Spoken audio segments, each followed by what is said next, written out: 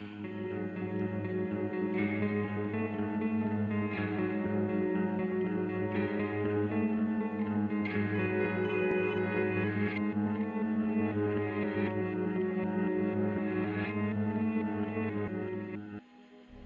go for more than 90 seconds. Am I clear? What happens after 90 seconds?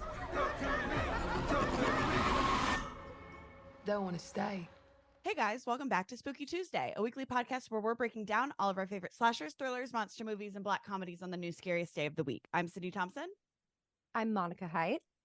And I'm Chelsea Duff. And this week we are doing a movie that is very spooky, very recent, a new release from A24. They everybody is loving all the A24 horror movies. Well, maybe not everybody. Lots of people are loving the A24 horror movies these days. So-called trauma horror a lot of the times in some of the articles that I saw, especially the Ari Aster ones, which is interesting, but kind of same vibes here. But this week we are doing Talk to Me. It came out really recently, just over the summer, made a really big splash, made a lot of money. And people are still talking about it. So now it's our turn. Yeah. Yeah, I mean, it just came out on VOD, so I feel like a whole new subset of people are seeing it. I bought it. I own it for life now. I'm very excited. I already made plans to show it to all of my friends last night, so I'm very excited about it. Yeah, I mean, there was no renting option, but I didn't regret that I own it now. You know what I mean? Like, paid $20 to see it in the theater if I get little snackies.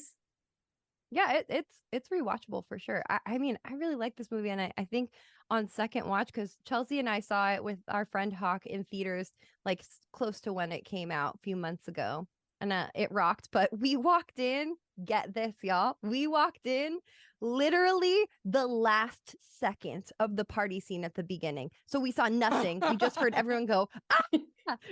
And then we literally walked into the theater, and the people in our row were like, oh, you just missed something crazy. Like, they literally said that to us.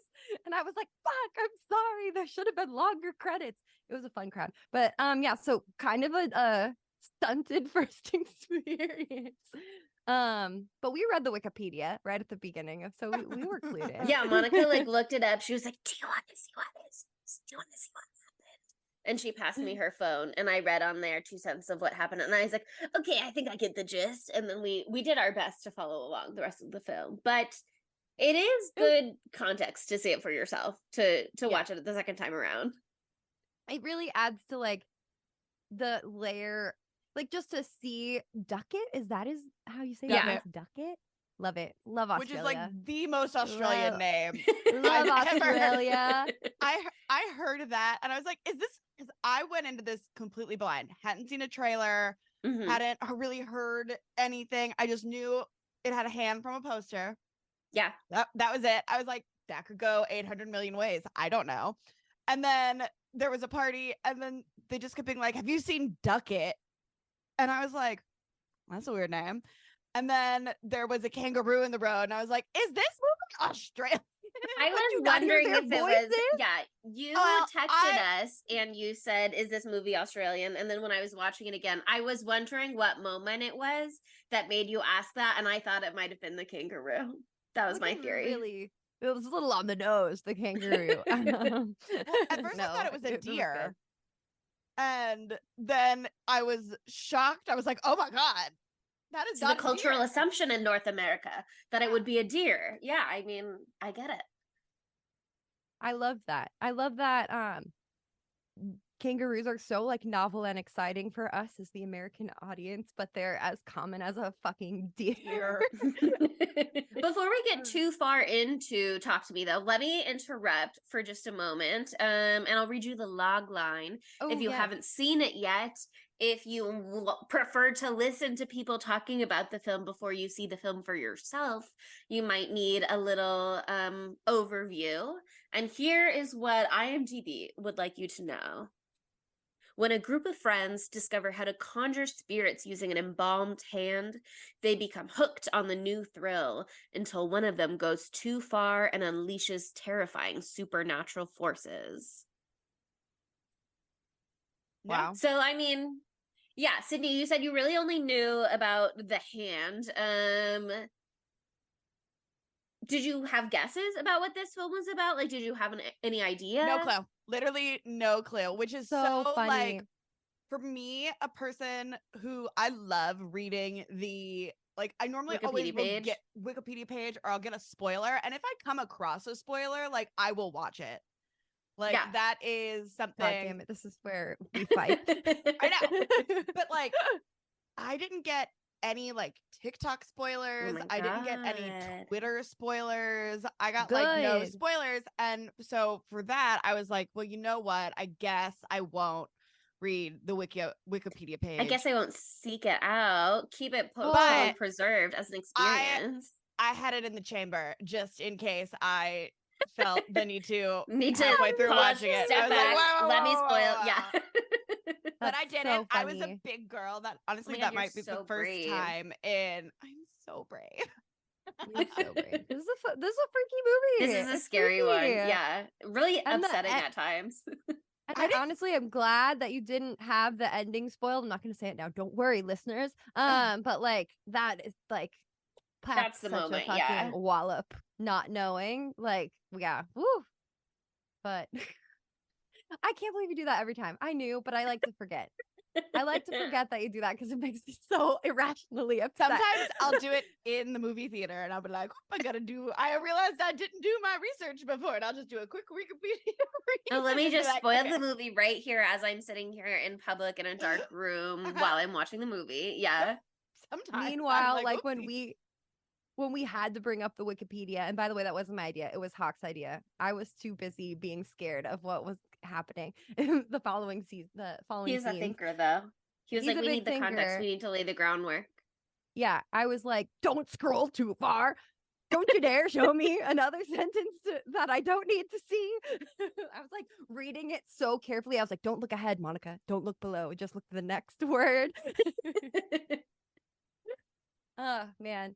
But okay, when you're reading the IMDb thing, I went to IMDb as well. And this movie is literally number 5 on the IMDb wrinkle meter. Whoa. I don't know what that means. But the people are talking about it. So yeah, we've got a finger on the pulse.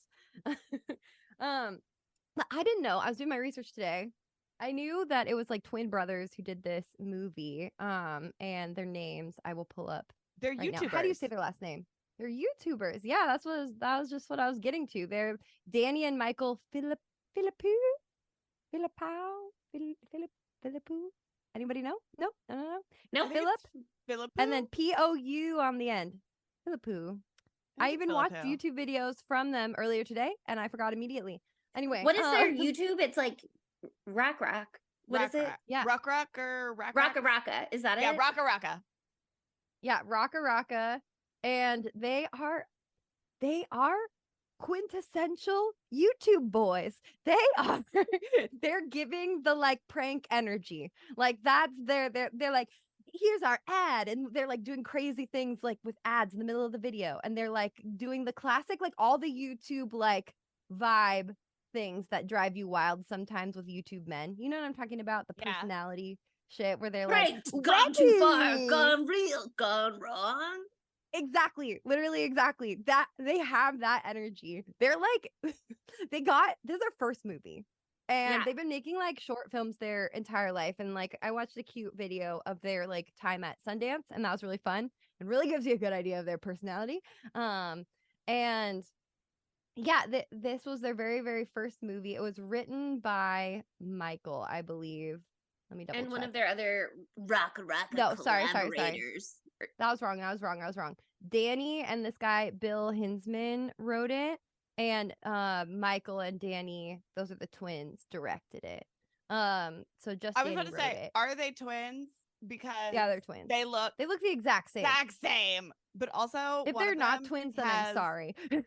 I'm like creeping on their Instagram right now, and they have a picture with Seth Rogen from 2019, and I think that's very sexy because I think Seth Rogen is very sexy, and I'm like, wow. It gives them like, you It know, gives them sexy cred for me. Oop, and here's osmosis, another sex picture of them appeal. covered in fake blood. Yep, sex appeal by proxy. certified sexy. Yeah. Don't worry, Monica. yeah. Their Wikipedia page says they are in fact twin brothers. For Okay, their yeah. No, I mean, I was Raka like- Wikipedia page. They look exactly the fucking They same. look So if they're exactly not the twins, fucking then I don't know what same. to fucking tell you. Like then something's gone wrong. But yeah, they're really funny guys. I like them. You know what I mean? Like maybe they'd be annoying. I don't know if I'd watch their YouTube videos all the time, but like I like them a lot. And it was just so cool to see like this video of them going to Sundance for the first time because like, you know, their first ever movie, their debut getting picked for Sundance and doing so well at it was crazy. But then there's all these like interactions with them, like talking about Ari Aster was going to be in the crowd and how they're geeking out about it. There was this whole article about how they got like Ari Aster really liked it, and they got his number and they were texting him. And one of their friends was like, "Oh, I heard Ari Aster loved your movie," and so they screenshotted their conversation with Ari Aster to send to their friend to be like, "Well, I'm talking to him right now," blah, blah, blah. You know, that kind of did they shit. send Like it they'd to say it just they said it to Ari Aster. They fucking said it to Ari Aster. And like the quote was like, yeah, weirdly, like me sending the screenshot kind of like made sense in the conversation. And so I had to explain what happened. It was horrible. Like, it was just mortifying. So I've they're done just like that us. before, but it was They're me just talking like shit. us. Ooh. It's But always here's that. the thing. Guess what? You know, I'll own it. I'll be like, you know what? It Actually, happens sometimes. it Sometimes you happens. gotta vent, okay? But yeah, I mean, there's not a lot of IMDb trivia for this movie. There are very few pieces, actually.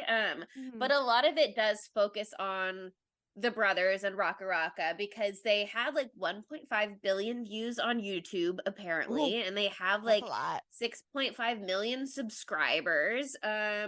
And while this is their directorial debut, and I think like the first movie they wrote, maybe, they've been involved in some other things. Like, I don't know if it's because their YouTube was so successful that they were offered work on some other projects also. But one said they turned down a chance to direct an unknown film in the DC extended universe. So that Talk to Me could be their directorial debut. So they were getting like big offers maybe, and they worked on the Babadook in some kind of crew capacity. Oh, And they had cool. like producers from the Babadook produce this film as well. So they were like that. in the That is horror cool. genre for sure already. And like you said, they're big Ari Aster fans apparently. So that makes sense that they're like trying to figure out what's their entry point and how to get in, and maybe Yeah. thinking about it and brewing on it for a while. So Well, it Oh my also God. kind of gives me like Jordan Peele vibes. You know what I mean? Like, mm, because horror and comedy are so. Yeah. Oh, I it's see like what you're how saying. I was like, there. Keep going. you know, like you think of him from his like Key and Peele, so like a funny comedy duo, and then all of a sudden he's like horror movies, and everybody's like, "Wait, what?" And then you're like, "Oh no, that actually makes sense. It's just like Like, have regular you sex watched and, Key and and like a Peele? foot thing. They're just right, super close to each other in the Oh brain." yeah. Well, I will get into the foot stuff later on. That's why I brought yeah, this up. yeah. But yeah, no, like Key and Peele has so many horror episodes or skits or whatever, like the fucking grannies in the church riding Satan's dick and stuff. Like that's horror coded. There's the like racist zombies Key and Peele skit and stuff. So he was doing like horror adjacent stuff, but like comedy focused throughout that, and so that it made a lot of sense. But yeah, that's a good thing. And apparently Jordan Peele also really liked this movie. Stephen King really liked this movie. And I don't blame them, but it was just like I recommend watching this video that it's linked in the references. Like it's them like just being so irreverent when you think of like a director, you know, you're thinking like hoity toity, Serious whatever the fuck, artist Martin man, Scorsese, Christopher Nolan, whatever, you know. And these guys are like clowning everyone. Like they're clowning the interviewer. They're clowning. There's like this very intense guy who's like, okay, your premiere is starting now. You cannot leave. You have to stay here. And they're like, actually, we're gonna go leave right now for 10 minutes. And the guy was like, no, you're not. And they're like, haha, we were kidding. And they're just like clowning Gotcha. literally everyone. So just like They're like they're prank. very funny. Oh my They're God. very funny. Them and Chelsea would get along so well. Oh with my their God, prank. both in our Oh, prank they era. They love a prank. They love a prank. But yeah, so okay, that's them. And so it's just funny seeing like this movie is so like polished, and like LMA people were saying like, oh, this doesn't seem like a directorial debut because it is the vision is super cohesive. I think the cinematography is super cohesive. It just like it doesn't seem like a first time film, and I just love that people have so much breadth and depth. You can be a silly Billy, and you can also be very smart and do something very profound, which I think this movie is pretty like profound in some ways too. It's just like us. So Yeah, relate I to mean them. it's interesting. We have mentioned Ari Aster a couple of times. We talked about Hereditary a little bit last episode, and who knows, it might come up again more times in the Who's future. to Totally. say? Only Who can time say? will tell. But yeah, I mean, Hereditary was also his directorial debut, so it's interesting sometimes. Like sometimes you're just you've had something. Okay, this is not my writing process, but one of my writing friends, she says like the way that writing works for her is literally she's like writing it in her head all of the time, and then she just has to get to a computer fast enough to like get it out on paper.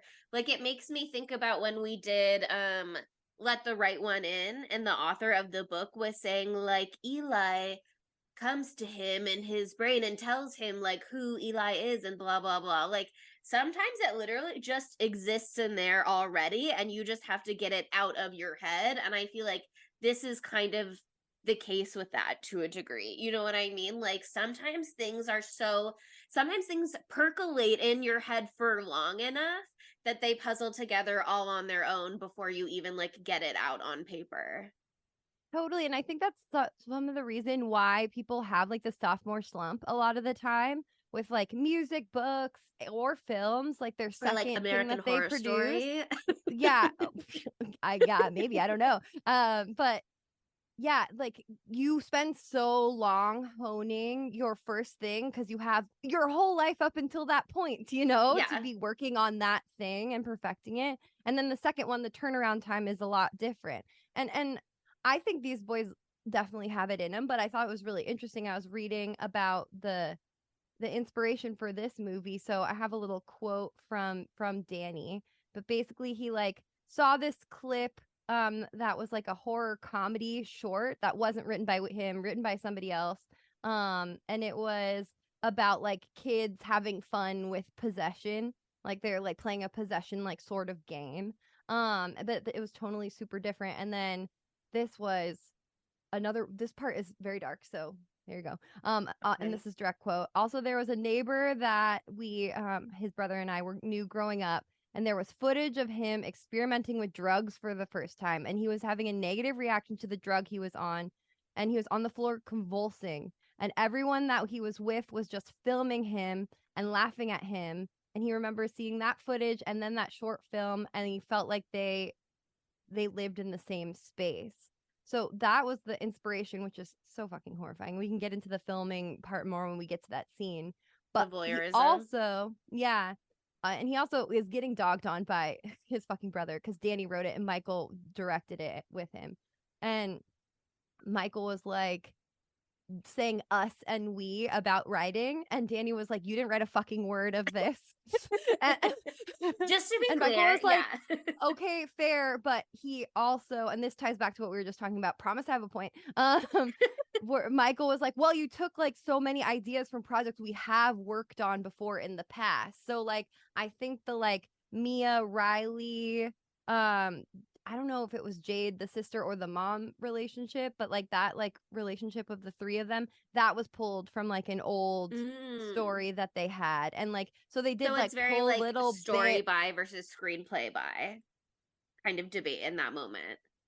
I guess, yeah. I don't know. I didn't think about it in that terms, but yeah. But what I'm saying is like, that's how this movie turned out so good. They've been doing little horror shit, little horror shit. I was Little trying to horror say shit. shorts. I was trying to say shorts, but yeah, little horror shit all along. Yeah. for years and stuff. And they pulled from that to make this what it was. So like, I think they could definitely pull it off again, but like, it'll be interesting to see they don't have, their entire life since childhood, because it looks like they've been making little horror movies since childhood. Like if you look at the beginning of that video I linked, like it's them doing all these little like skits and stuff and like blowing up and falling on the ground, being covered in blood, like as they get older. It was very cute. It was very cute. And I also loved it because I used to film horror movies when I was a kid too. I didn't film it, but I was really bad background actor in one. God, beautiful. I wish we had that footage. That would be something else.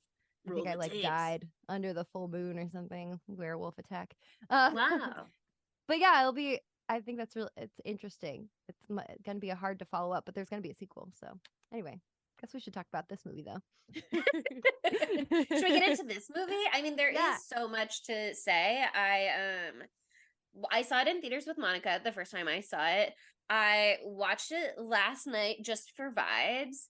And then I watched it again before recording today. So I've now seen it 3 times, and I have sections in my notes for like, obviously I have some notes for our regular segments, but I have like a discussion points. I have my like notes while I was watching. I have like my notes on framing in this movie because they did a lot of really interesting camera work and like framing for this film. Yeah. I'm tracking some of my like a bunch of notes for a theory that I have. I have like a whole shitload of transcribed quotes. Like my hands are all over this movie. Yeah, I am involved with her. Ooh. I mean, who wouldn't want to be involved with her as the film being a woman? The film is a woman, of course. The film And then is a woman, also yeah. Mia herself, because I do love her so much. And I'm really excited She's for that so actress. good. She's so crazy good in this movie. She like is expressive like a Sophie little Wilde, cartoon character, but it's so believable. Like it never seems overdone. Yeah, seriously. Oh my God. She's so good in this. And she's getting like hella work after this too. She's gonna have like a whole show that's like kind of like high school, edgy, queer drama thing happening. I don't know. Ooh. Very stoked. Very stoked. I'll look up what it's called in a second. But yeah, I mean, just from the very, very beginning, and I also have a lot of theories on this too, but I don't know if they're so as deep as yours.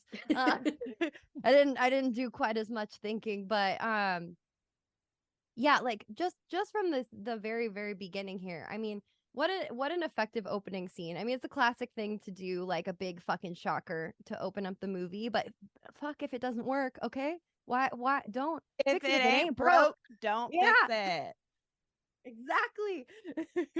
But yeah, this opening scene really tells you so much, and it feeds into a theory that I have too. Because I read a lot of articles like, trying to explain like how the hand works and why it does certain things to certain people, and I feel like a lot of groundwork is laid in this first part with Duckett and Cole, his brother. Because it opens with Cole searching through this party trying to find his brother. And it's clear that there's been something up with Duckett. And we find out that he has been fooling around with the big hand. Do you have a fun name for the hand? I don't know. Embalmed hand. Embalmed hand. We'll see if one comes naturally to us over time. I don't know what the name of her series is. Everything Now. That's it. Sorry. That's the what? That's the show that Sophie Wilde is going to be in. That's coming out soon. But also she's also named Mia on that show. Oh, interesting. Sorry, so I got really confused. I was like, that seems wrong. Anyway, she just really likes that name. Sorry, She's really believable as a Mia. She is believable as Mia. Really fit. She's also going to be in the new Princess Diaries reboot. She is playing the princess. Ooh. No way. No, that's a joke because her name is Mia Thermopolis. Sorry. Oh, well, I believed you. You said it so seriously and I got excited. I was Sorry. like, oh, that's awesome. That'd be I cool, trusted though. you. I trusted you. Kelsey, how could you do this to us? Oh my God, I didn't realize it was such a high level joke.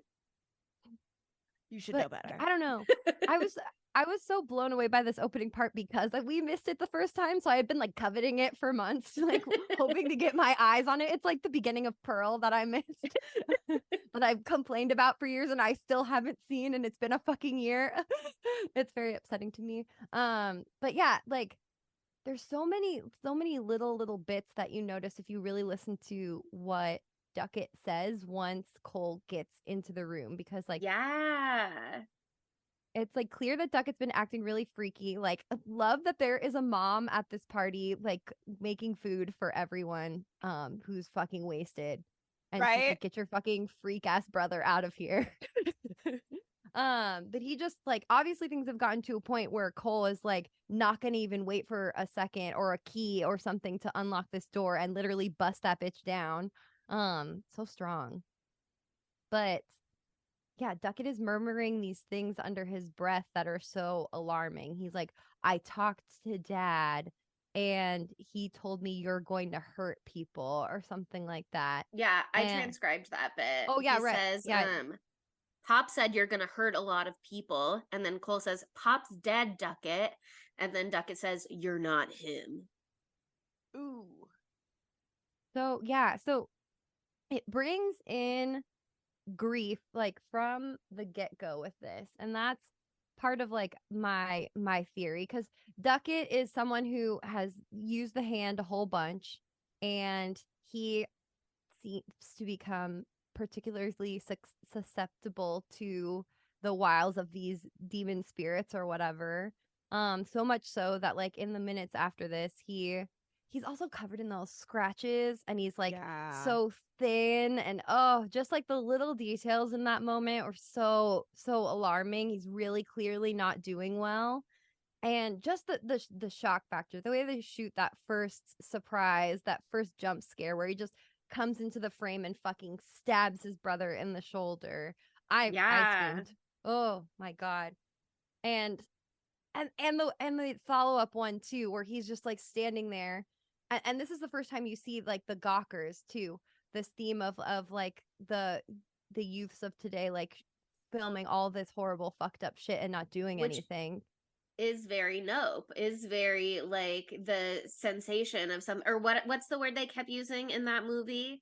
But like something is happening Lawyer. And people are just watching, people are just observing instead of like being in the moment. Instead, spectacle. It's a spectacle. People can't look away. They're just like engrossed, and they can't stop themselves from staring, and they want to be the one to record it. They want to be the one who like has the story rather than like being engaged in the moment or helping. Yeah, like, oh, so horrifying. Like, obviously Duckett is going through something. He's obviously having some sort of mental breakdown. This is before he stabs his brother. Okay, this is before he stabs his brother. Like they come out of the bedroom, and everybody in the house is already filming him and not giving him a single second of privacy. Like, it's horrible.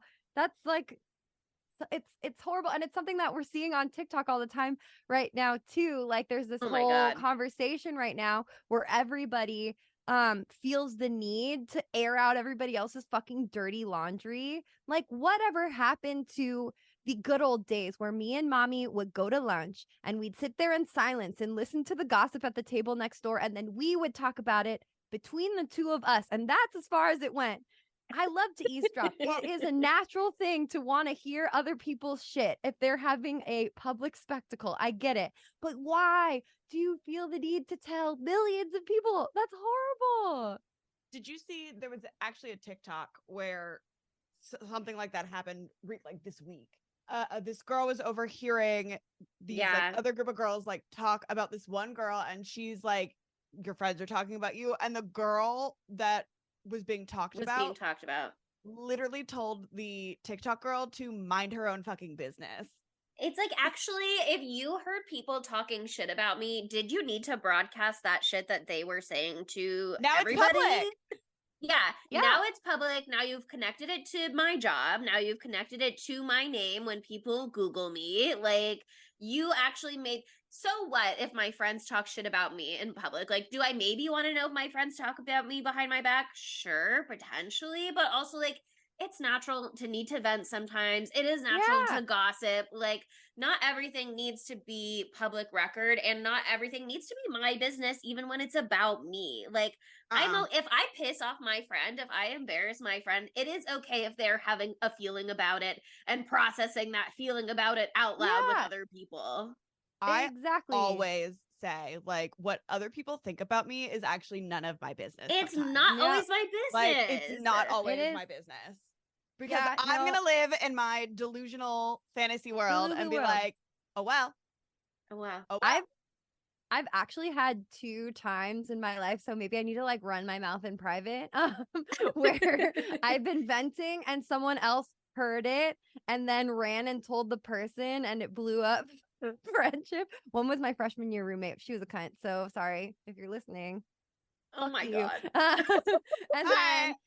then yeah, another time was like at a party and then that blew up another friendship. And so like it's just like that already happens. You already are running the risk of getting caught by a peer in the large. Okay, sorry. But then Makes sense to also me. now you have to be worried about any person with a brain and ears You like can't putting you exist on in blast. public in private these days. If you are existing in public these days with internet culture being what it is, you run the risk of being documented somehow and put in the limelight, Yeah. on the spotlight to a zillion people. And it is crazy, but it contributes to this culture where everyone, and I mean, like you said, these are YouTube boys making this movie. They know what it Yes. is to have a viral video. They know what the culture is of people following viral video makers and trying to like get in on that. Everyone wants to have the next viral video. Everyone wants to have the next TikTok video that blows up. It makes sense that all of these kids at this party are here with their phones out videotaping. It makes sense that they are treating Duckett's strange behavior like content to be farmed, also because we see how it goes with the hand later on in the videos. We've seen some of that like later on. Whenever people are doing this hand shit, they're treating it like a funny thing to be filmed and recorded and They're shared putting it on online. Snapchat. Put it on your Snapchat story. Like, is it good?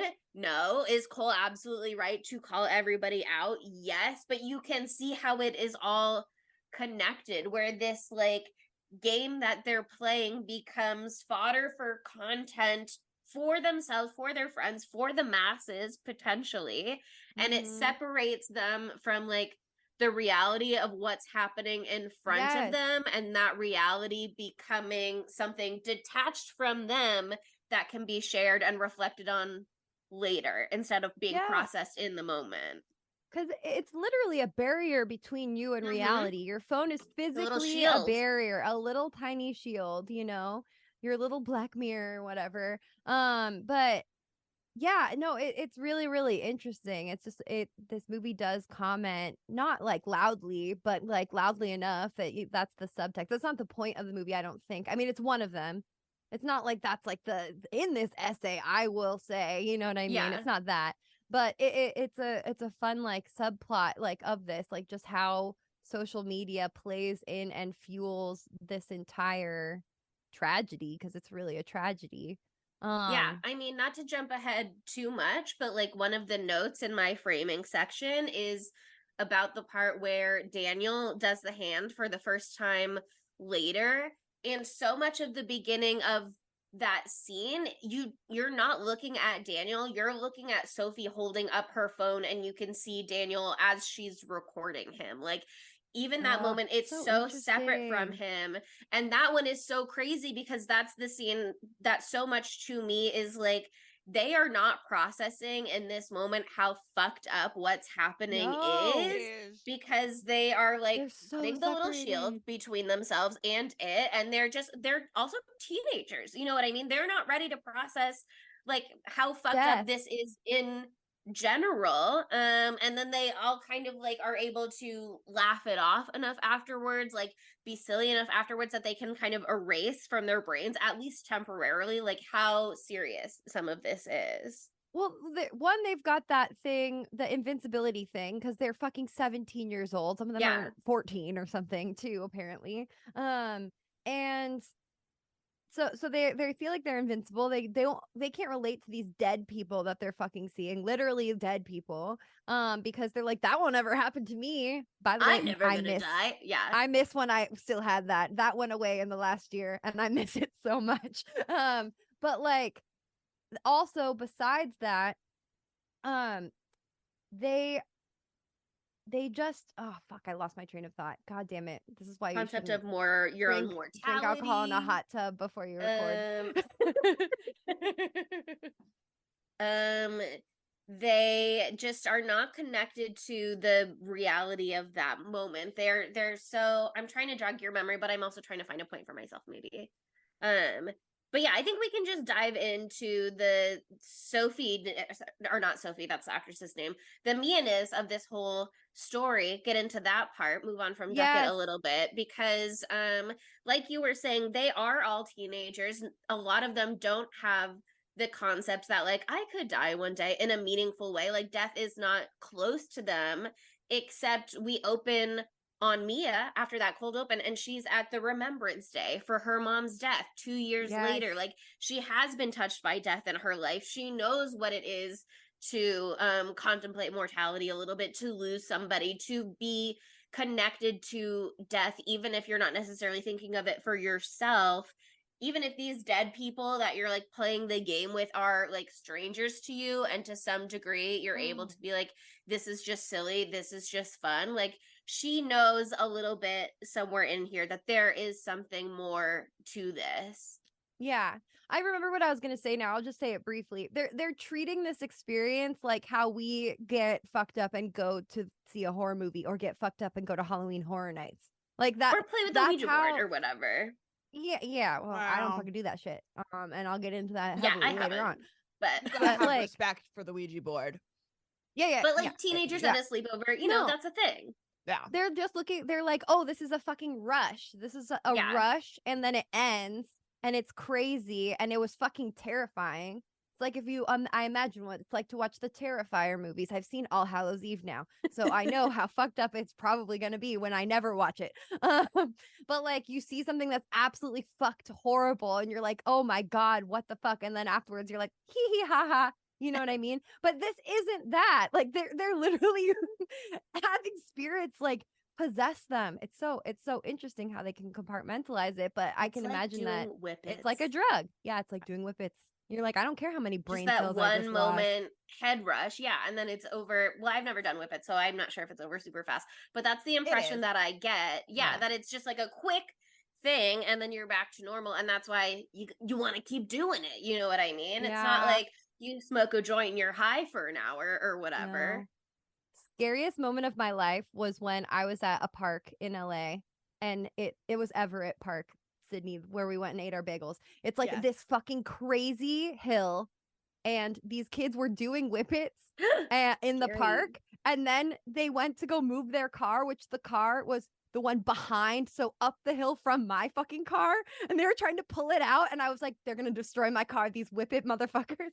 Anyway, That's a bad drug. I literally did a project in high school that was like, don't do that drug. You could kill your brain immediately. So You could don't kill do your that brain? drug. I've By the done way. so many whip. Oh A my lot of people have, but any whippet could go wrong Alas, or whatever. Any I don't whippet know. could be Any your whippet could be last. your Yeah, I had a PowerPoint presentation and I put little clouds in the background, like puffs of air, and I was like, don't do whippets. Whip So it. Whip do it good. whippets. I don't think Oh. I used the word whippets in a classroom setting, but you know, don't do them. Nas. Say no Okay, to but yeah. drugs, kids. Dare do not do drugs. Unlike me, who I Did watching whippets while this- watching this movie. honestly No, I'm I kidding. am I'm kidding. I'm known for Do whippets. known for having a nice fun movie watching supplement when I watch yeah. things. Well, that's different. So I was playing a That fun little doesn't count as game and I was brain like, cells. I'm gonna take my supplement and press play on the movie at the exact same time and see where it hits in the movie. Oh my god, a mistake. Where did it hit in the movie? It hit right when things were like getting really fun. Yeah, of course. Yeah, of course. Oh. That's what it hits in the But movie. like, but then I think also like the that build up, activates it. like What happened?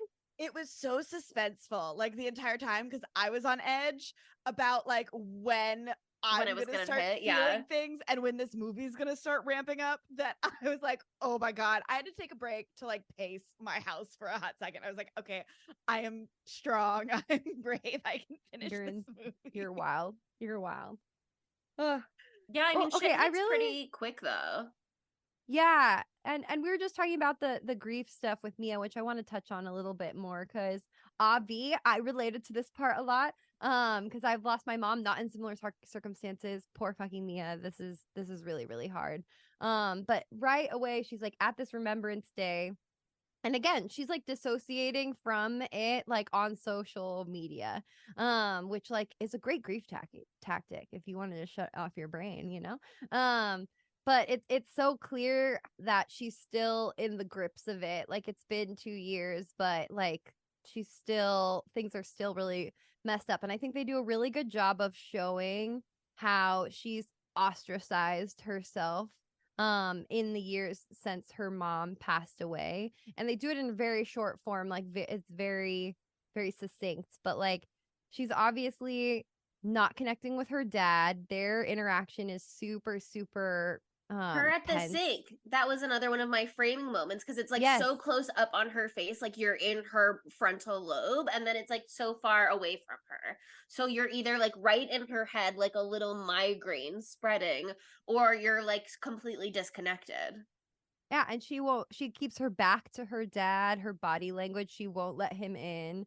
She has that conversation with her aunt at the actual Remembrance Day, and she's completely disconnected from that too. Like her aunt's trying and she's not really giving her aunt anything to work with. And so that's pretty clear. And then like it becomes clear too that like maybe she's not even hanging out with her best friends anymore. Like Jade, her best friend. Is it Jade or Jane?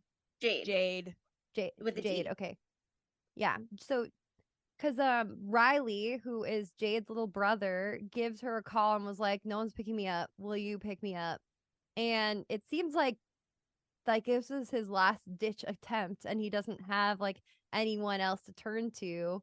And like their relationship is really cute. I want to touch on that first, but like when they get back to Jade's house, like it seems like they haven't seen each other in a really long time, which I didn't really realize the first time I watched this movie. That's It so seems- interesting. I had or- kind of or a in different a take, but I want to let you while. finish. Well, just because she was like, well, Jade didn't remember that it was the Right. Remembrance Day for her mom, and it's like it's only been 2 years. Like, oh, it's been 2 years. Like for some people that might seem like a long time. It's not. It's not a long time. Like it's still really, really hard forever, but like in those first couple of years, and like she's just, I don't know. I don't feel like they are very close, and I feel like Connected. maybe they're not connected. I feel like Jade has been maybe with the boyfriend a lot and not really hanging out with Mia, because there's obviously some vibes there between Mia and Daniel. what's his Daniel? Daniel. Yeah. So what was your take though? Yeah, Chelsea, I'm my curious. take, it was, I mean, I think you're spot on with the fact that Mia, who's been dating Daniel for 3 months now, has been very preoccupied over these last 3 months with her relationship with Mhm. Daniel. I think for sure that has been going on.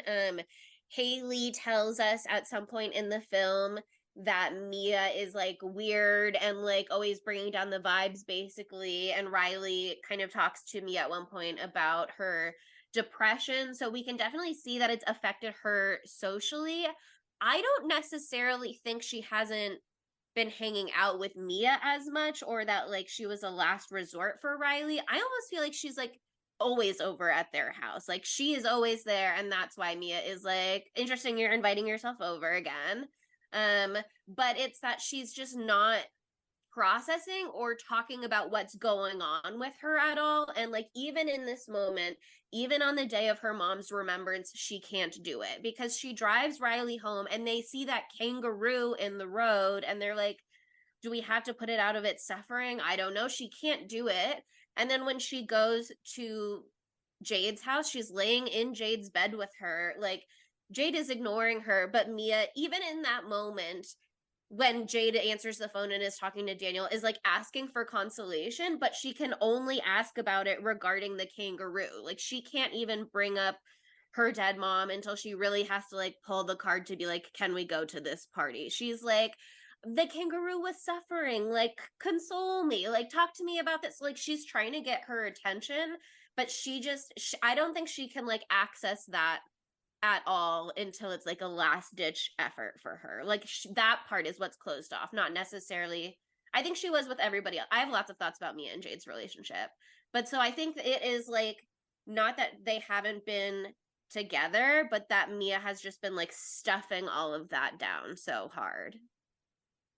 Yeah, I don't know. I just felt some like physical distance for them too, because like they start like as they're together more off like for a longer period throughout this hangout, they start to act a little bit more like besties, and throughout the movie before shit hits the fan, like after they have this night out together, where she first Interesting. does the talk to me hand, I feel like they are closer, but in the beginning, I don't know, I felt a lot of distance from them. I feel like Jade didn't want to give her the time of day because she was so into her phone because she was texting her boyfriend, you know.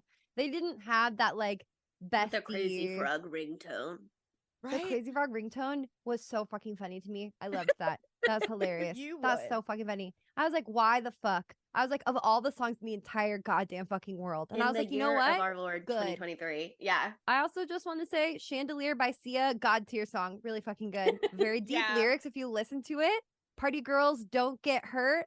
So good. Great song.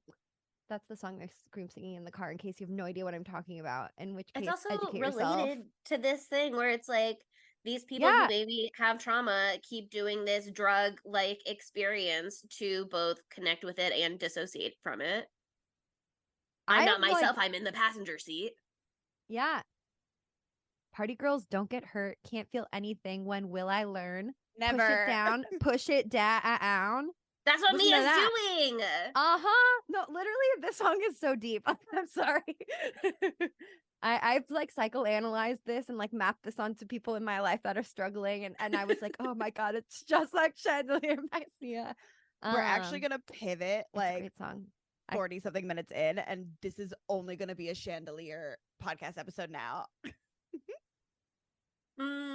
Yeah. We're actually a pod. Yeah, no, stopping talking about the movie. It's actually not talking about Sia's unfortunately Chandelier. It can be only about the song. It can't be about Sia herself because I heard some sure. not so good things. But yeah, I don't know. I feel like it could go either way, but obviously I see you. I hear you. She's like ostracized herself from fucking everyone, at least in some regards. The only person that she seems to really have like this easy relationship with is Riley. Yeah. The little brother. And that's so sad given what happens in the fucking movie. We're getting there. But yeah, like they have a very easy way of speaking to each other. They sing the song together, whatever, but like also later in the movie they have deep conversations. They seem to be able to be vulnerable with each other. Where it doesn't seem like Mia can be like that with anybody else. So interesting, and makes everything all the more tragic. But I just want to say real quickly, I love that Mia played the dead mom card to go to the party. I thought it was hilarious. Sometimes you have to do that. Sometimes it's like, look, party girls don't get hurt, and I need to go to the party right now. So actually, be like, my mom died, so we have to go do this. I've done it before, and it works. And you know, you got to do what you got to do. Sometimes you gotta go to the party.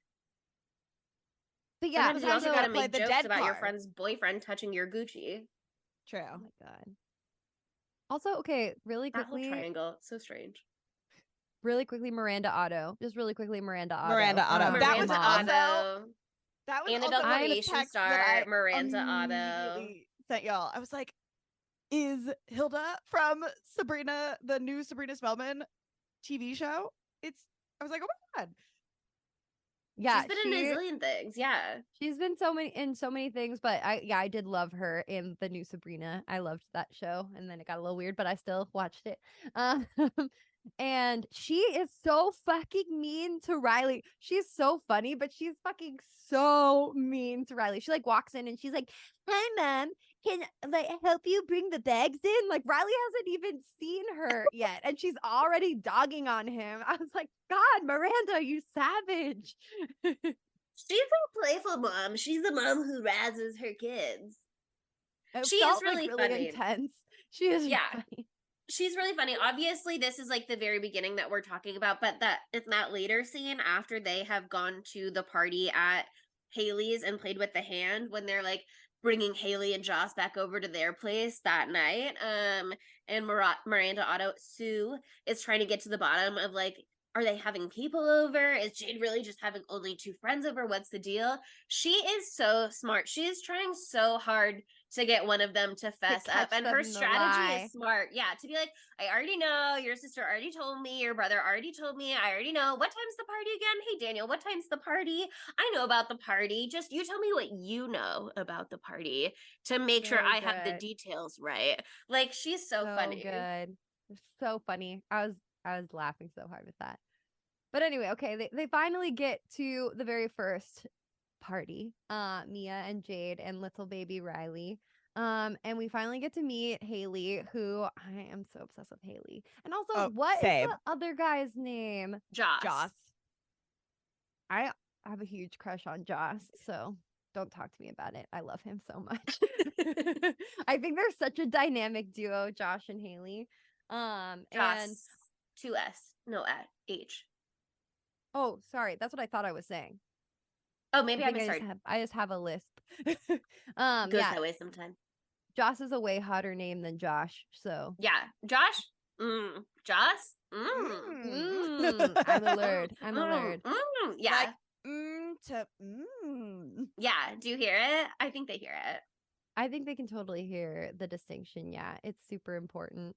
But I am so obsessed with Haley. Zoe Tarakis is his name, and they he pronouns.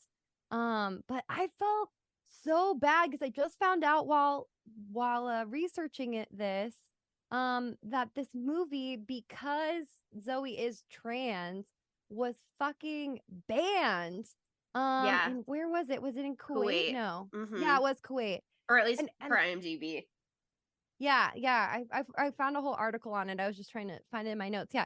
This movie was banned in Kuwait just because Zoe is trans. And it's not like y'all have seen the movie. This movie does not reference Haley the character's gender at all in any way whatsoever. Like, other than using they them pronouns. Yeah, that's really the only thing. They're just a person in the movie, and it's like, it's just cool. Like, you know, just like how any friend group would have a trans person in it. That's the case in this scenario. And they are just existing.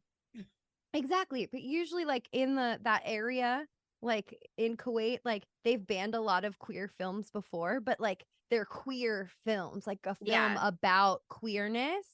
And this movie just had a fucking queer person in it, and this is the first time they've banned based on that. And man, it was just really fucking blows.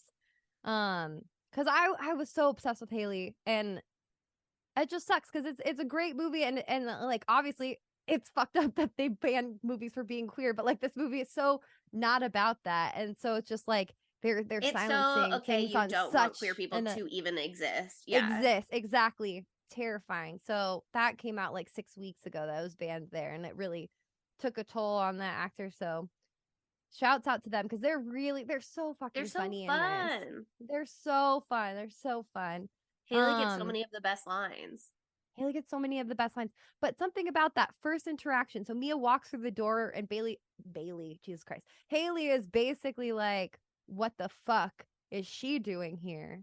And that makes me think that, like, I don't think it's just that Mia's been a bummer. I think she might have fucking had like an episode or had something happen a in the hater past. actively to people.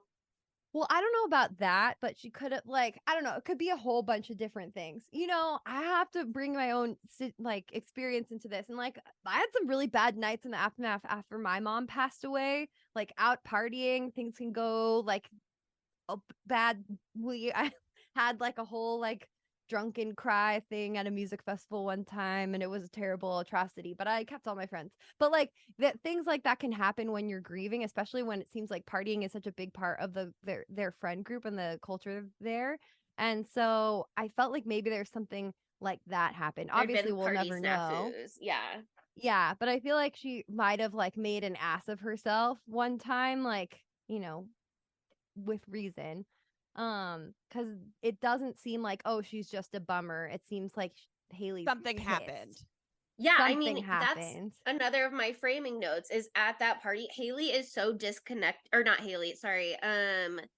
Mia is so disconnected from everyone moving through the scene. Like every time you see Mia talking to someone and that opening, not the opening party, but the party at Haley's, whenever Mia talks to someone, they are either looking away from her as they talk back, or they are literally like partially cut off by the screen. Like they're not fully Yeah. in frame, or they are actively not engaging in ways.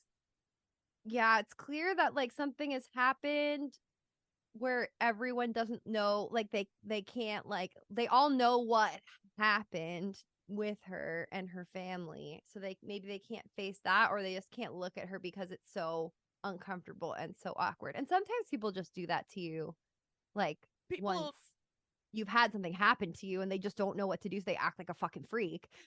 Yeah, we've had this conversation numerous times and we still will. Like people don't know how to like exist around other people that are grieving, actively Yeah. grieving.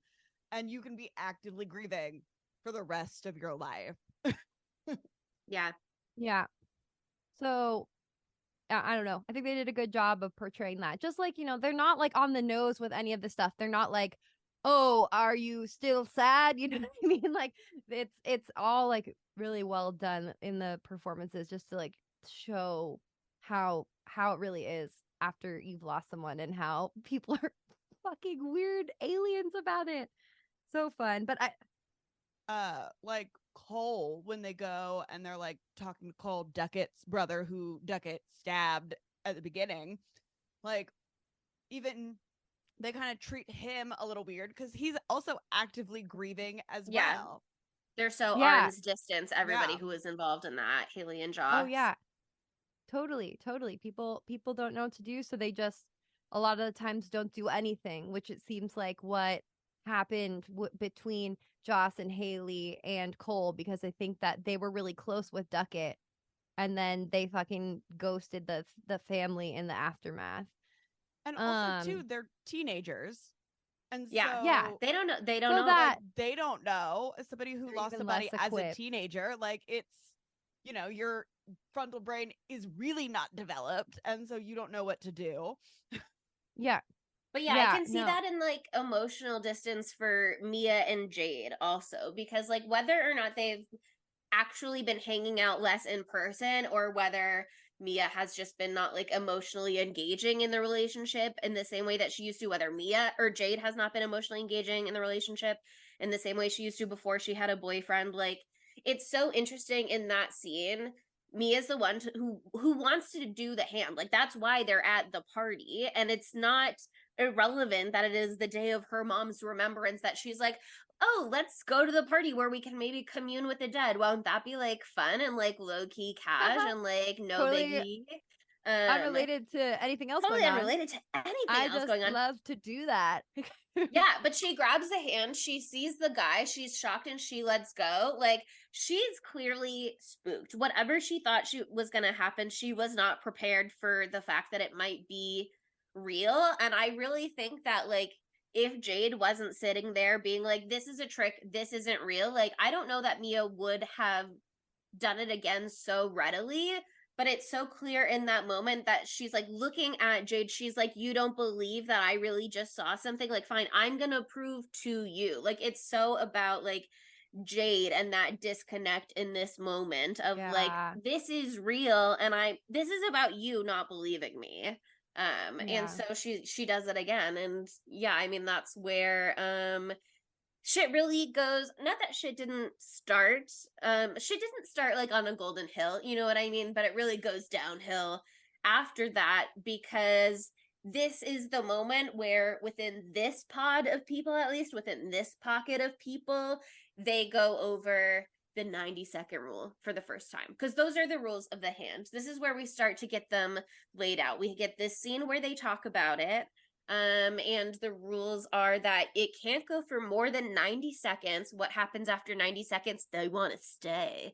And if you die while they're in you, well, they'll have you forever. And They have this to is fucking what, like, tie you up. yeah, this is what Haley and Joss say, like, you have to be tied tight. And they're relaying the lore, and they're being like, hey, this is just what I've heard. Like, they're distancing themselves from it throughout the whole thing. And that's kind of what You're we're like, saying with Cole and Duckett too. But they're immediately being like, the rules I've just heard the rules are don't go longer than 90 seconds and don't die while they're inside you. And they're like, guess Is what? it- They immediately, first time, go over 90 seconds. Immediately. well, that's the thing. This is part of like my theory, which isn't like so profound. It's pretty, I don't know, maybe obvious, but like I think that the spirits prey on people who are more vulnerable to manipulation. And Oh, that yeah. makes sense this anyway, but like with Duckett, he had lost his dad, so he was experiencing grief. He's therefore closer with the concept of death, so maybe opens him up more to more curiosity, to a willingness, to a desire to connect with a spirit, his dad's spirit, and then more easy to be manipulated because they're like, oh, if I look like Frank, I'm pretending that's the dad's name, then I'm gonna get in with this kid right away and I can make him do my bidding. Like, these aren't malicious spirits that are in there. I think they're people who like have died under duress. That's what it seems, or have been wicked in life. Like, I read a lot of articles that was just saying that like this movie says that when you die, you go into this black void, and that's just what it is. And I don't necessarily think that it's like everybody. I think Right, I it's think like there's I a think it's lot like to your discuss there. yeah, I think your spirit's like getting whatever Well, Let's like discuss taken. the But afterlife. they yeah, but say we if you die while they're in you, they have you forever. And Cole says about Duckett later that, like, he kept doing it so long and he kept going over and they stayed in him. And if you stay alive long enough, eventually your body can kick them out, even when you're not actively holding on to the hand. But you don't need to be holding on to the hand for them to stay with you. You have to withstand long enough. Mia, we see go over, and then everything else in the movie is like in the next few days, probably. Like, we don't have an exact yeah. timeline, but it seems all pretty fast. So I mean, when you die, blah blah blah. But I think you can definitely make some connections about what we see and what the rules are, as opposed to like when anybody dies under any circumstances. No, totally. But yeah, my point was just like, it's not a coincidence that this bad shit happened to Duckett and to Mia, because they have one big Yeah, thing in common, and it's a loss of someone very close to them rather recently. And Yeah, I so they're mean, more susceptible to the demons holding on, because it's not like with Mia, we didn't see what happened to Duckett. We weren't there. That's not in the movie. But we see what happens to Mia, and the demon won't let, or the spirit won't let her go. It's not like they fucked up or whatever, and like they forgot to turn it off or to take the hand away from her. They can't get the hand away from her because it's yeah. sunk its teeth in so deeply. So like they're doing everything right. I'm using scare quotes, but you know, they Yeah. it, I it mean, wants her more because it knows that it has a way in to take her forever. I think that is interesting. That's something that they do in the movie Smile also, which we haven't covered, but has so much in common with this film. And it's like a completely different movie doing its own different thing, but it has a lot of similar themes. And in both of them, you're kind of just like guessing, because there's not necessarily any sort of omniscient person who can tell you what the rules actually are. You're just getting like the trickle down lore. Um, but yeah, I mean, it's really interesting. I think in that movie, the girl in the beginning, it was like her grandparent of some kind, and then the main girl, what's her name? Not Susie Bacon or whatever her name is, Sosie. It's like her mom for her, which is very much the same in this movie. I also think it's interesting that from the very first moment that Mia like lets the spirits in, they are focusing on Riley. Like, yes, they do like the he's over there or whatever, pointing off into nowhere, but then it is immediately looking at Riley and being like, they like you. And like, we don't really know what the deal is with like Riley and Jade's dad exactly, but it is also easy to imagine that something could He's have alive. gone on. He's alive. He calls the mom later on in the movie. Yeah. Oh, well, Sorry. never mind. I just Never mind. Well, But there's shit. still room for a personal tragedy of some kind. well, I think just it not could that be one, I guess. because I think it could also be because he's so young. Yeah, And, that's like, what I thought because too, for sure. Because he's Which literally is a another child. And he's hereditary obviously connection. yeah, he's obviously very scared. He has a lot of fear in him because he's still a little baby being. He's so adorable, by the way.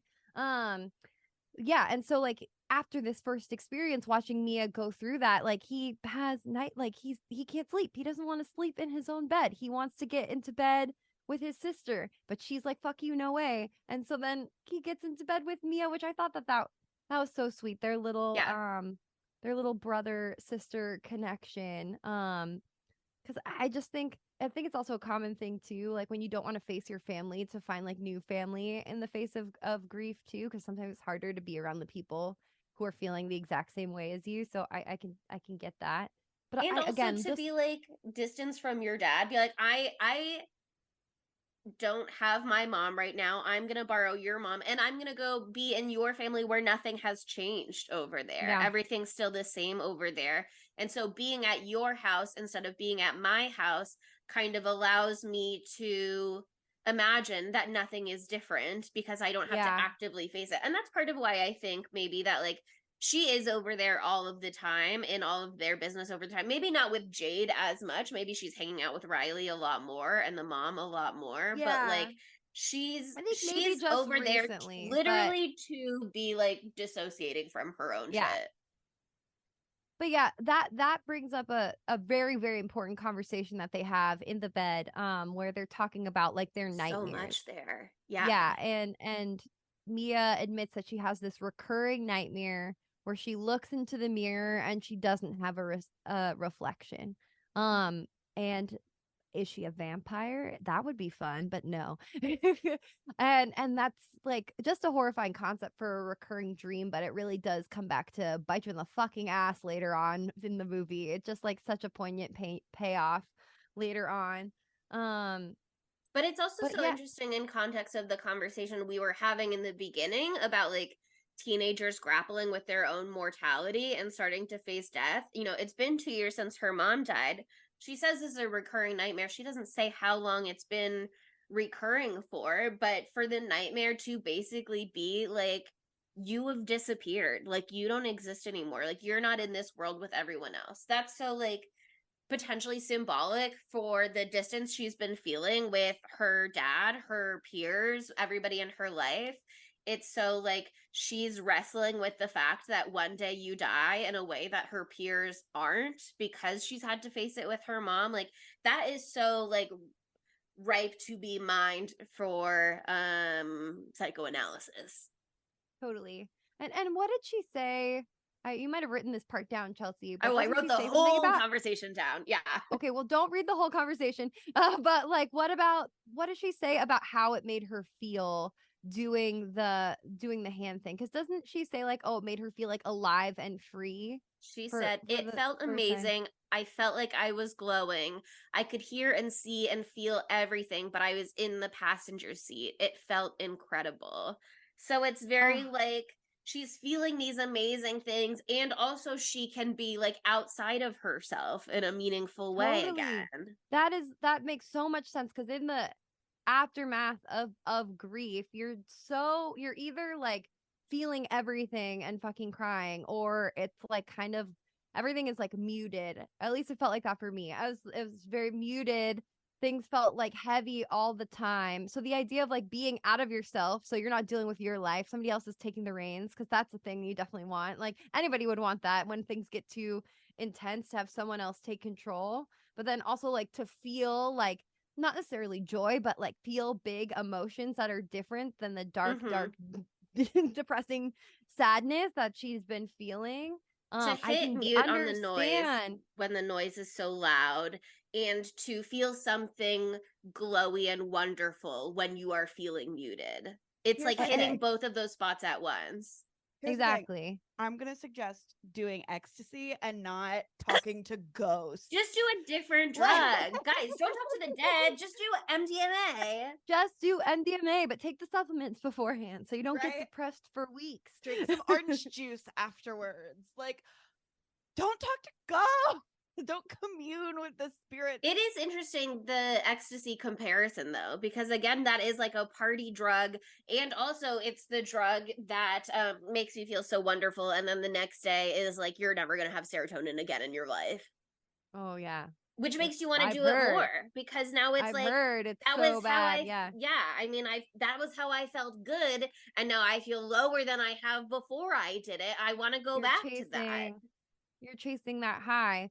Oh, yeah. So interesting. It's tragic how she gets so addicted to it. And you can see it from the drug perspective. You can see it from the grief perspective, but also there's probably like maybe it's on the surface, maybe it's in her subconscious, a part of her that is searching for her mom. Maybe her mom will show up and be one of those spirits. So maybe that's another reason why she wants to do it again, because she makes sure that she can do it again right the fucking way.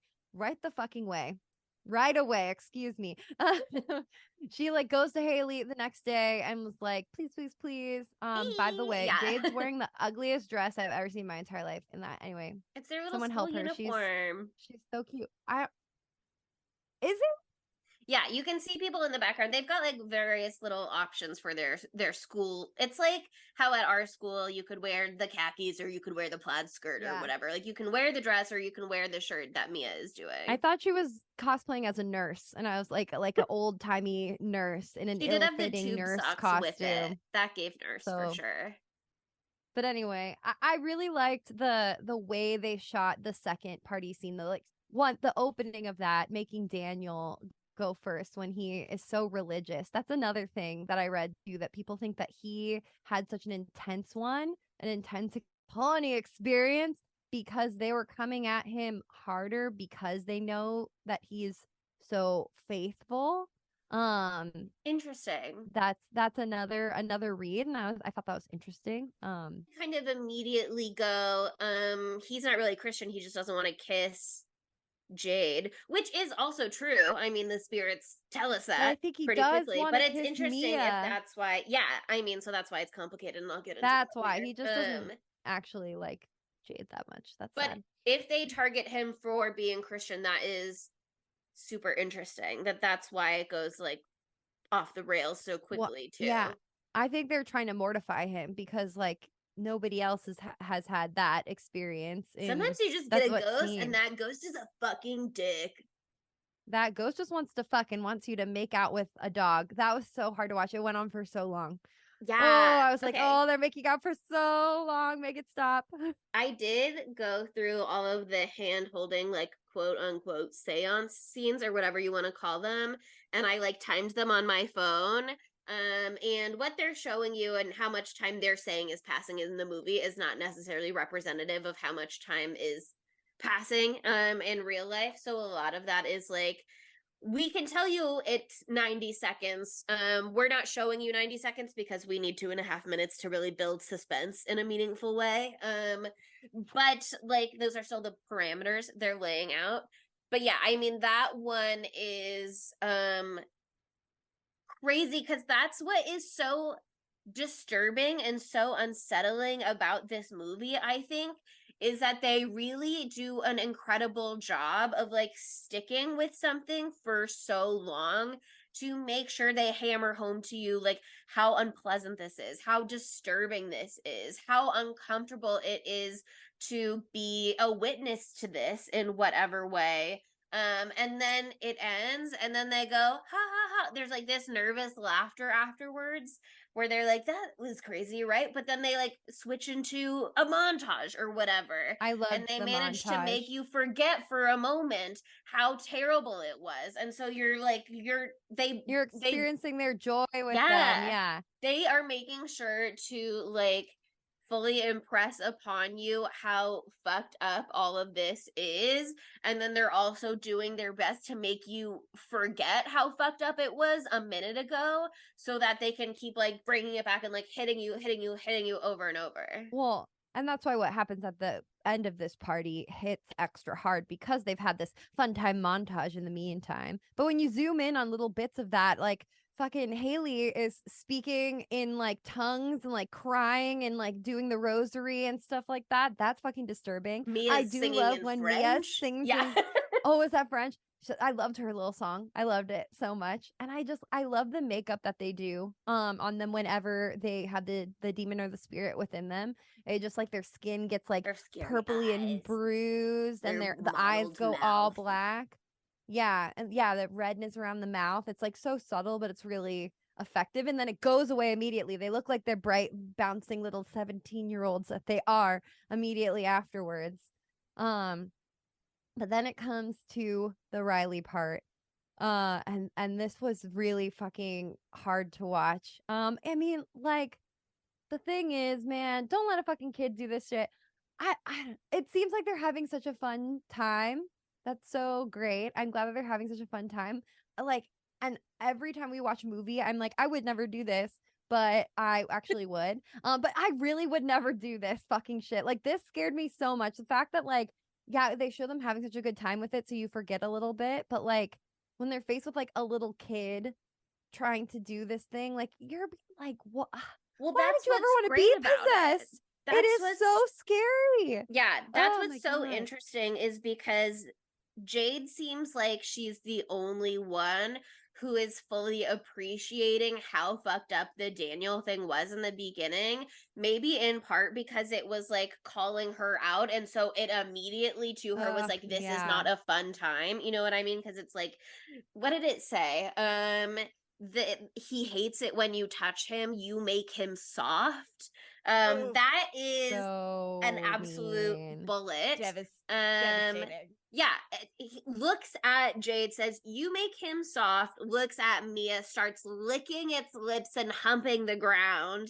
That is gonna Horrible. make any girlfriend be like not having a fun time right now. Upset. But that whole Yeah. scene, if you are looking at it from adult eyes, is very like sexually non-consensual. You know what I mean? Like, something is taking control of your body and forcing you to perform these like sex acts in front of people that you would never behave this way in front of. Everyone is like looking at you, but you're the one doing it. No one else is acting. So it's like they don't really know if or how to intervene or like how to appreciate what they're witnessing. I think they're really ready all to write it off as just like silly, fun teenage nonsense with him humping the ground until he's making out with the dog for so long. And then it starts to be like, someone has to do something, but I'm frozen. Like, Jade is really the one who appreciates how crazy that moment is. And so even though they have the fun time montage, and even though you see Daniel like come back out and rejoin the fun and blah blah blah, like Mia's the one who's like, I'll go again, like right away. And Jade is like, really? So it makes so much sense that Jade is the one in that moment when they circle back to Riley, who's like, no, like, look, we had fun with it or whatever, but I saw how fucked up it got, and we're not doing that for him. He's 14. That's a different risk and a different conversation entirely. Because if my 14-year-old brother is humping the floor in front of everybody, I'm not letting you bitches record that and put it online and ruin his life forever. Who's protecting And that is like him? the bare minimum of ways shit can go wrong here. Well, yeah. And also too, like, that's her little brother. That's and baby. But they just had this whole thing like dealing with their mom, like, so it's like And absolutely. like, you were not. so Like, scared you can wanted to watch, sleep but in you my can't bed last partake. night, you baby. Yeah. Grow up. Just watching yesterday made you want to sleep in my bed. No way I'm letting you do it yourself. Come on. Well, but that also shows how far Mia's already gone down this road, where she's willing to put her brother in so many senses, her family member, her chosen family member, in the line of fire because she's so addicted to this thing. She's like, oh, well, it was so great for me. Maybe it'll be so great for him. And I wouldn't want to take that experience away from him because I love him, which is like a twisted way of thinking about it. But I think that might be where she's coming from, because she's the one who greenlights Riley doing it, just for 50 seconds. But yeah, I mean, I didn't think I really like processed it the first time around, but watching it the second time around, like she's the one who keeps that demon in him. Because he immediately sees the demon right when he puts his hand on the hand. And I was wondering, like, do you think he sees Mia's mom? Yeah. Because he's so shocked. Yes. The way he reacts, he's like, "Oh my god!" Or But I Mia's mom thought that he would quotes, maybe yeah. like look at Mia. Yeah, Mia's mom quotes. But yeah, he's so fucking obviously shaken to his core right away, in a quieter way than most of the older kids were. They're usually like, "What the fuck?" He was like shaking. And he looks at And his her immediately. He doesn't look at Jade, who, like, he went into her room Jade first when he was scared. You know what I mean? Jade wasn't there. Oh, that's true. Jade That's wasn't true. there. Yeah. But yeah, he starts doing this, and immediately, he is Mia's mom for all intents and purposes, like for what we as the viewer think at that time.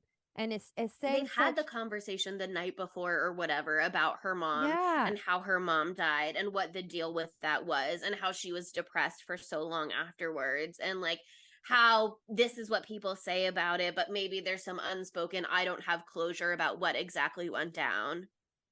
yeah, she's calling her Me, which is the nickname that her mom gave her, and no one else really calls her that.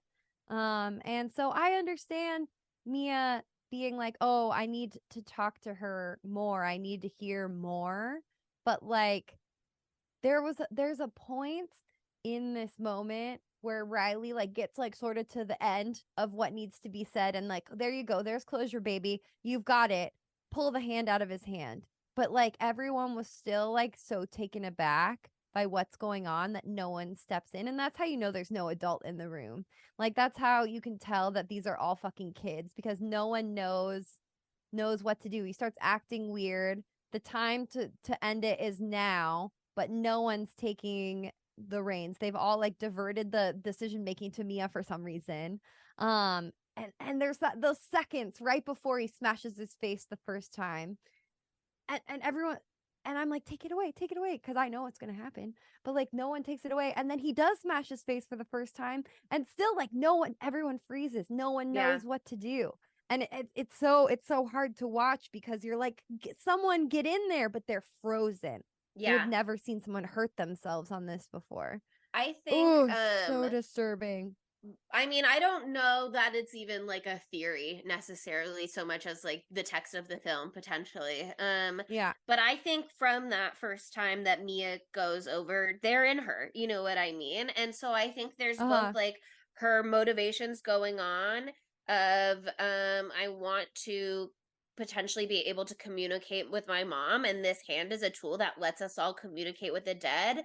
And there's also this spirits in her being like, that's actually a really great idea, queen, you should totally do that. So like she has these impulses on her own, and she also has this thing that she doesn't appreciate is going on with her, being like, yeah, you should do that, you should definitely let Riley touch the hand, because I saw him and I wanted him from moment one.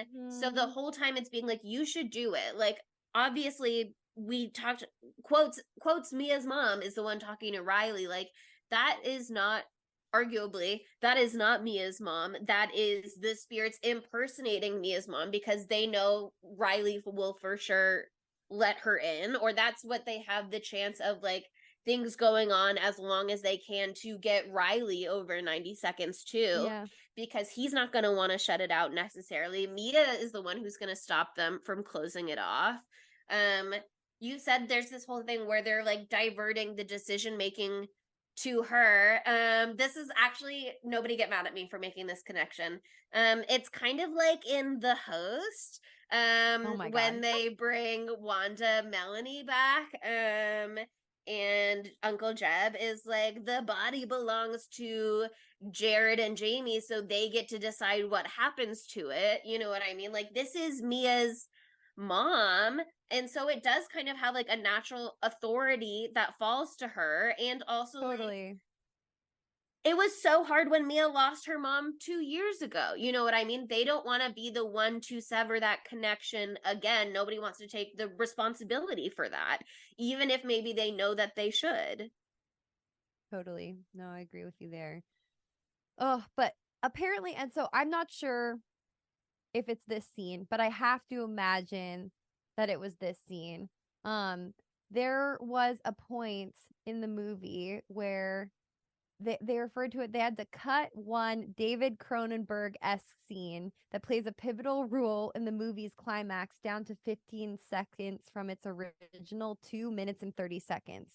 They don't say which scene is it. Do you think it's this one, or do you think it's something towards the end? Because, like, you could say that the climax is usually the end, but this is like the scene of the movie where everything changes.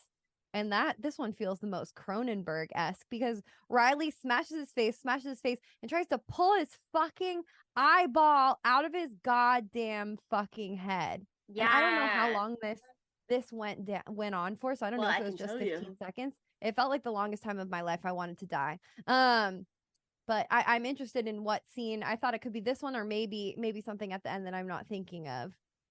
Yeah, I mean, this whole scene with Riley, from the moment he says I let you in to the moment that Jade finally intervenes and like gets her hand in between his head and the corner of the coffee table or whatever that is, and then like yanks him away.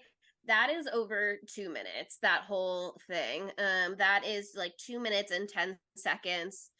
Okay, so it must be something at the end then. Maybe something with her dad.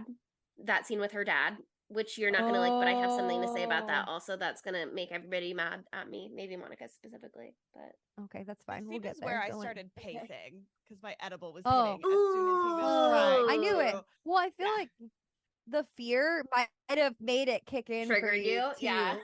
Yeah, because like it can happen like that. But oh my god, just really really well done. They said like we want our horror to be rooted in character and not feel like gratuitous for gratuity's sake. And they wanted to have meaning behind it all, and I think that they did toe that line really well, even if it's not about this scene. Like in this scene, this is like the goriest that it gets in the movie. I mean, like there's other stuff later, but I feel like this is pretty bad. When he's like smashing his head in the hospital shower.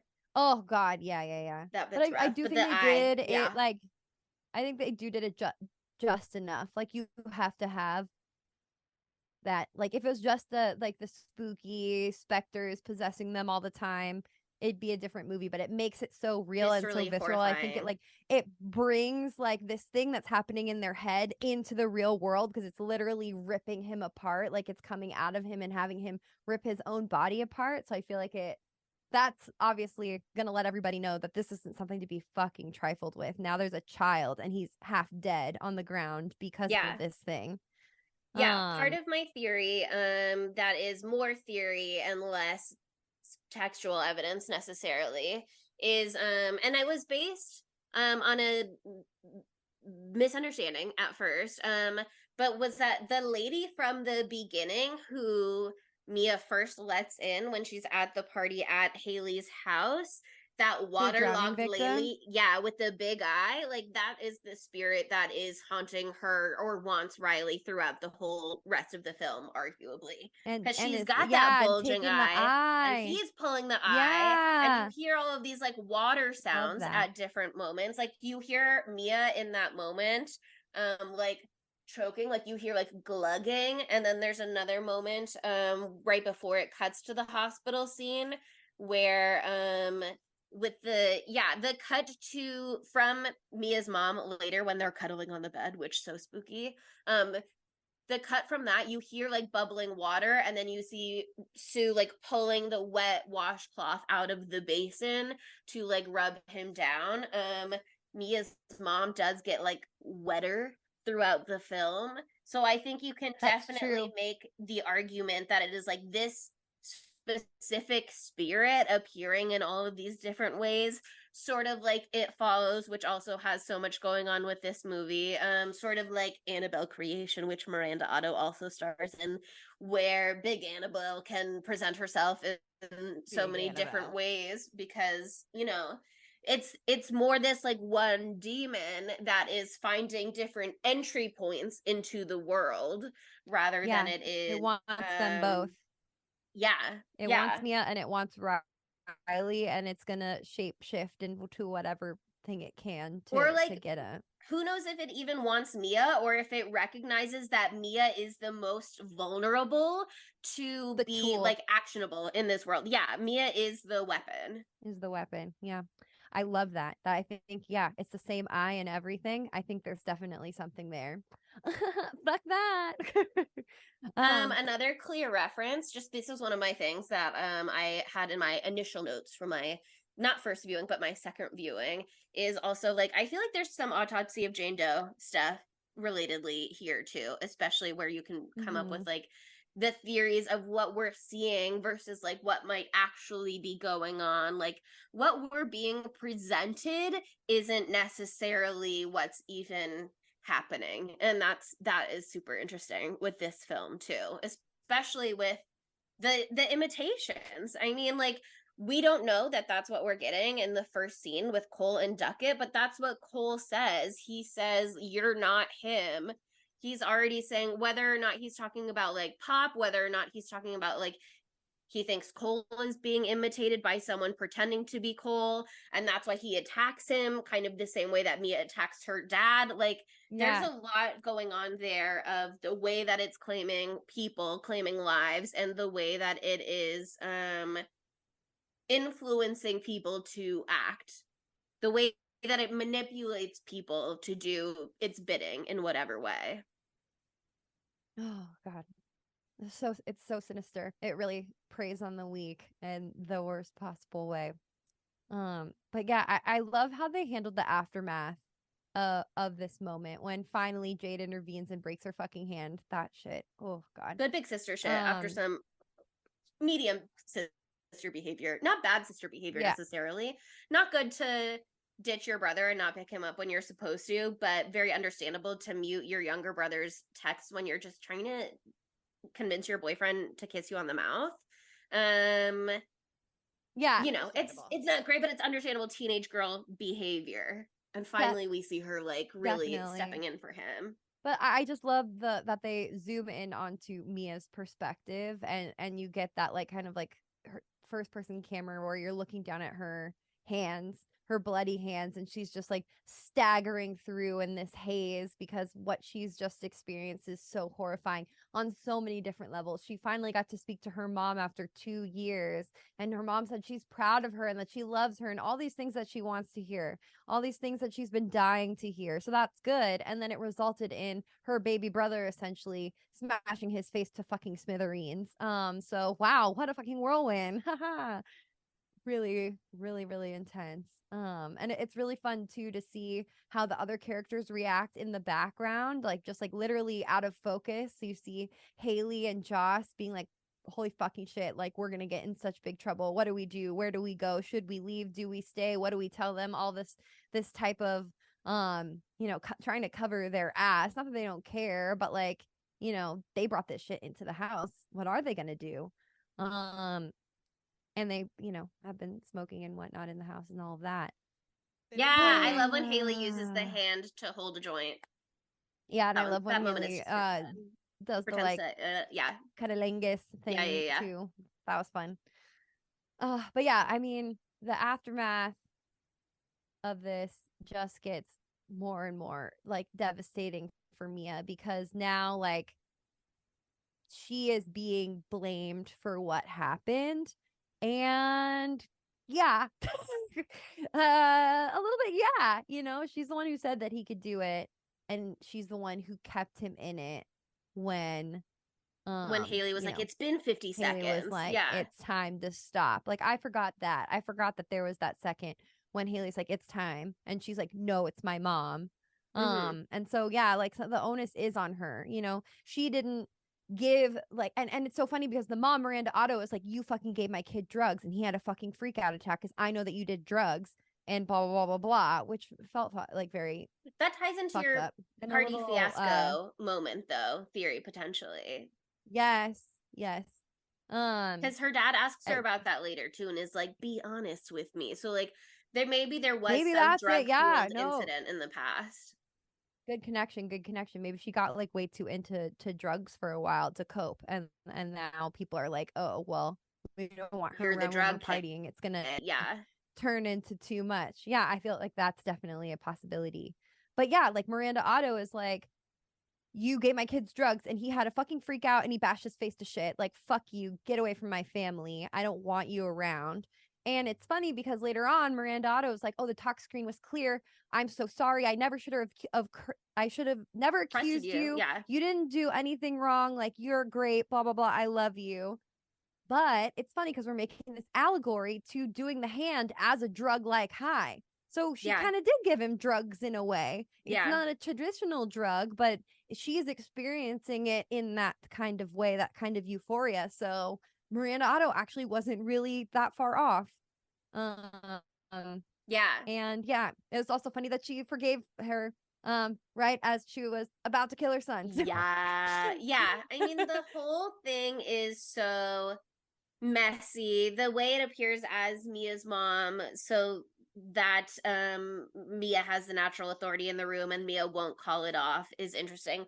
Also because like Jade is not there, like you mentioned. Mia is the person in the room who cares about Riley the most, who you'd most expect to intervene on his behalf if he was in danger. So she is the one that needs to be like impaired, essentially, so that she doesn't do that. And the way that they just are like doing the manipulation throughout is so interesting. And you can tell it sticks with her because Daniel ends up going back to her place after the hospital and they're talking about it. And she's still just like, I can't believe I spoke to my mom. Like, never mind the fact that Riley had tried to pull his eye out and is smashed to shit and he's in hospital right now. She's thinking like about this moment with her mom. And Daniel's going, I don't think that was your mom. Like, he's trying to get to her and talk sense to her. She can't and hear is it. like, yeah, she can't hear it. She's like, well, how would she know to call me me? Like, nobody else would know that, basically. And he's like, they're in your head. Like, you let them inside of They've you. got all your They info. know everything Yeah. you're thinking. Yeah. And I mean, he knows better than anybody because he's like, I did it the one time. And it immediately told my girlfriend that she makes me soft. And it told my girlfriend's best friend, who I had something with 2 or 3 years ago, that I want to fuck her. And then I made out with a dog and I humped the ground and I was aggressively sexual in a way I am not allowing myself to be with my girlfriend for whatever reason. Like, he knows more than anybody that what is being expressed out loud, and it's not like you can't experience it. It's not like you don't know what's happening. You're not in a trance. Like Mia says, you're just in the passenger seat watching. He knows more than anybody that it feels like they are absolutely inside your brain and they know what you know. And so they know how to convince you. Yeah, she's so out of sorts at this point. She's so far gone. And it just was interesting, the whole like romance aspect between the two of them too. Like, they obviously know that something's there. It's very, very charged. But then I thought it was very funny that the way they slept in the bed was like head to foot to like because they keep just it had kosher. They just compared hand sizes. They got too flirty in there. I've The literally most romantic done thing you could do.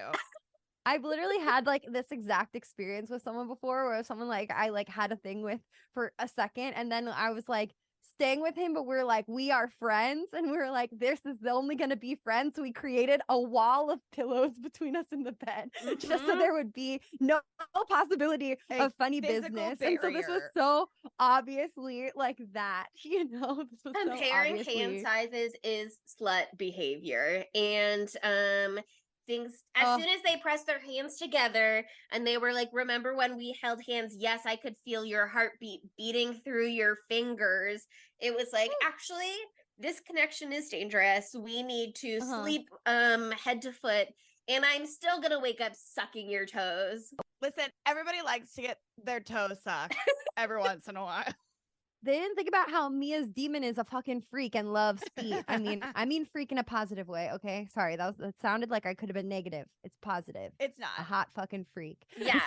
Yeah. I mean, fucking this is pervert. part Like the of- foot close to the mouth was the most dangerous way that they could be sleeping next to each other. Actually, little did he know.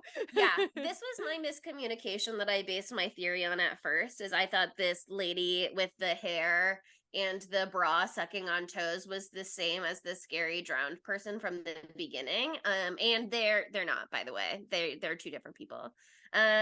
Oh, really? Yeah, and thought they were the I same literally too. took screenshots while I was watching the movie so that I could compare and contrast because I was like, that's obviously the same. It is not. It's not the same person. They don't look the same. They're Maybe wearing she was different changing things. her outfit. But yeah, I mean, it is like very disturbing to watch that the way that lady is deep throating those toes. First of all, she Whoa. is the She going throat goat. to Yeah, I mean, Chowtown.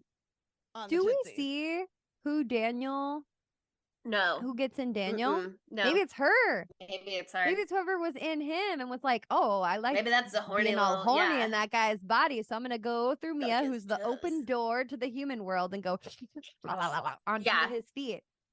Yeah, You like but our sound? I did. hated it.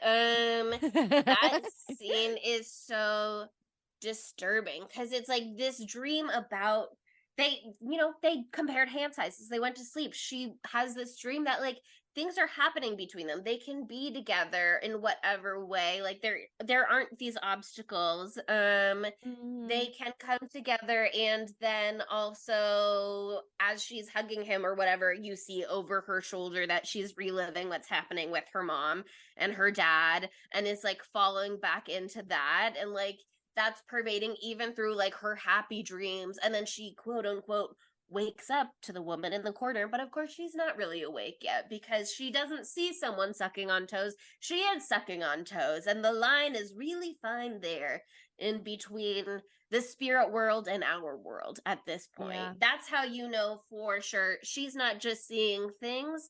This isn't like residual effects. Like this is still in her. Yeah, no, and it just gets so unfortunate for Mia for the rest of this movie, obviously, but like everybody turns on her so quickly because they were so primed to already turn on her because they already had, because whatever this incident that we don't know about, maybe drug fueled from the past, had already ostracized her so much. But like Haley and Joss and Jade even are all like, you caused this. You are the reason that this happened. When they This all is your meet up at fault. the train station, like this is your fault. But Mia is like, part of her is still there because she is trying to get Riley back. Like the idea about like not blowing out the candle, that is it's a good idea. It's a good idea. They didn't blow out the candle. Like it probably went out because like the table probably flipped over or whatever. But like they didn't end it in an intentional way. So I mean, if you're gonna try to do something, that's the only thing I could imagine doing too. Yeah, I mean, they could just like sedate him for long enough that they hope everything wears off. But the people at the hospital are not aware about this going on. They're not going to put a 14-year-old in a coma for 2 weeks because they think No. he's haunted. So it's this whole They should though. I mean, they should. That would be the best way to go about it. But yeah, I mean, it's this whole complicated dynamic, and even when Mia is having these like potentially good ideas, we know we can't trust Mia's judgment at this point. Mia No. can't trust her own judgment at this point because she's too invested again in her personal trauma and how that relates to the narrative here, because Yeah. it's Too like lost in her own sauce. yeah, She's well, getting here's the possessed thing. in her sleep. She saw her mom as a vision in the hospital and chased her She's around the seen her in fucking hospital. reflections. Yeah, but I mean, Seeing her everywhere she goes. it's not just that, it's also like she has this unresolved tension around her mom's trauma around her mom's death, because was her mom's death an accident or did she die by suicide? And for Mia, it has this whole baggage is not an appropriately sensitive word, but it's the only one I can come up with in this moment of like, did my mom choose to leave me? Would my mom ever do that to me? And it is so complicated. And her quote mom through Riley saying, no, I would never leave you. I will always want to be with you. And that is such a seductive idea. It is such a seductive lie that she can't let go of it. And so when she has that moment when she's home with her dad, and he's finally telling her the truth, he's finally telling her her mom's death Reading was the suicide yeah, note. he tried to protect her from this beforehand, but she had that moment where she's like, you weren't being honest with me. And he's like, okay, it's been 2 years, like maybe I do need to tell her at this point. Like maybe not telling her is not protecting her. It's like leaving these open doors, this lack of closure. He finally tells her. That means like the spirits have to turn her on her dad, because if her dad is telling her the truth, that means the spirits are lying, and that means she won't trust them when they manipulate her to go get Riley. So they have to create this narrative where her dad is the one attacking her. Her dad is the one who's a liar. Her dad is the one who's violent with her and is putting her physical safety in jeopardy. In that moment when she stabs him, this is what you're going to get mad at me about. It's so Descent coded. This is, you said Hereditary. The moment in Hereditary wasn't like the moment in Descent where Juno stabs blah, blah, blah. This is That's not what I was saying. exactly like this moment. Yeah, I understand that it was an accident in the Descent. I get that. I'm not it. But I the never like said that. walking But away, I mean. Yeah, I think there are other forces at play, but we don't have time to get into that fight right now. Okay, well, I'm just saying. But yeah, no, I mean like that was like the sickest, nastiest twist, or not twist, trick that the spirits could have played on her. And it's so easy for them to do because, like we've already said, she is so far away from her father at this point in the relationship 2 years after this. And you know, he's probably kept distance from her too because he's keeping this massive secret. Should not fucking keep secrets like that from someone. Well, it's just like, how will you ever get over something if you don't know what actually fucking happened? You don't know what you're getting over. Not that you ever get over something like this, but how could you even possibly start if you don't actually know what fucking happened? That made me so mad. And I hate when people think they're protecting and they're actually harming. I think part of that secret too, I'll try and be so brief, but I think part of that secret too is that she clawed at the door to get her way out. I don't think that Mia heard that from her dad. I think like when she says to him, you're not being honest with me about it, obviously her dad is thinking, oh, I haven't told her that her mom died by suicide. I think she's saying like, you didn't tell me that she tried to claw her way out, meaning obviously it was an accident and she was trying to get help. Whereas her dad is probably just like protecting her from like these gory details. I think she did know that because she tells Riley that she knows that it. night. I'm saying I don't think she knows it from her dad. I think her dad kept that. Oh, I think she might have. Well, she didn't learn seen. it from the demon. I think she saw. She could have learned it in a zillion ways in the past 2 years, is all I mean. Yeah. But I think that also, like, that's fuel to the fire. Like, oh, she was trying to get out. She didn't mean it, blah, blah, blah. But, like, that's unfortunately, like, a thing that happens when these type of acts are done. Or, like, it starts and then... A lot of the time, there's an instant regret immediately. But there's not always something you can do to... Yeah. Exactly. And it's horrifying. It's so dark. We don't have to dig into it more. But that, you know, that happens in this scenario. Where we find out that the mom actually did intend to end her life. And then maybe had second thoughts when it was too late. It's so tragic and it's so horrible. I mean, I just read a book about a daughter who, it's Haley Kiyoko's book, a daughter who her mom commits suicide and she's grappling with like the fact that like, how could my mom want to leave me? You know, it's a horrible concept, but it's so nuanced and it's not about that. Like, it's never gonna be like, oh, about them trying to leave their child or something like that. There's so much more going on, but she's a child and she's seeing it in the way that the only way that she can. I don't see you as a human person. You're my mommy. How come you can't be my perfect mommy all of the time? You said you'd love me forever no matter what, you know, and this doesn't make sense because of that. But, you know, there's so much more to it. Mommies are humans too.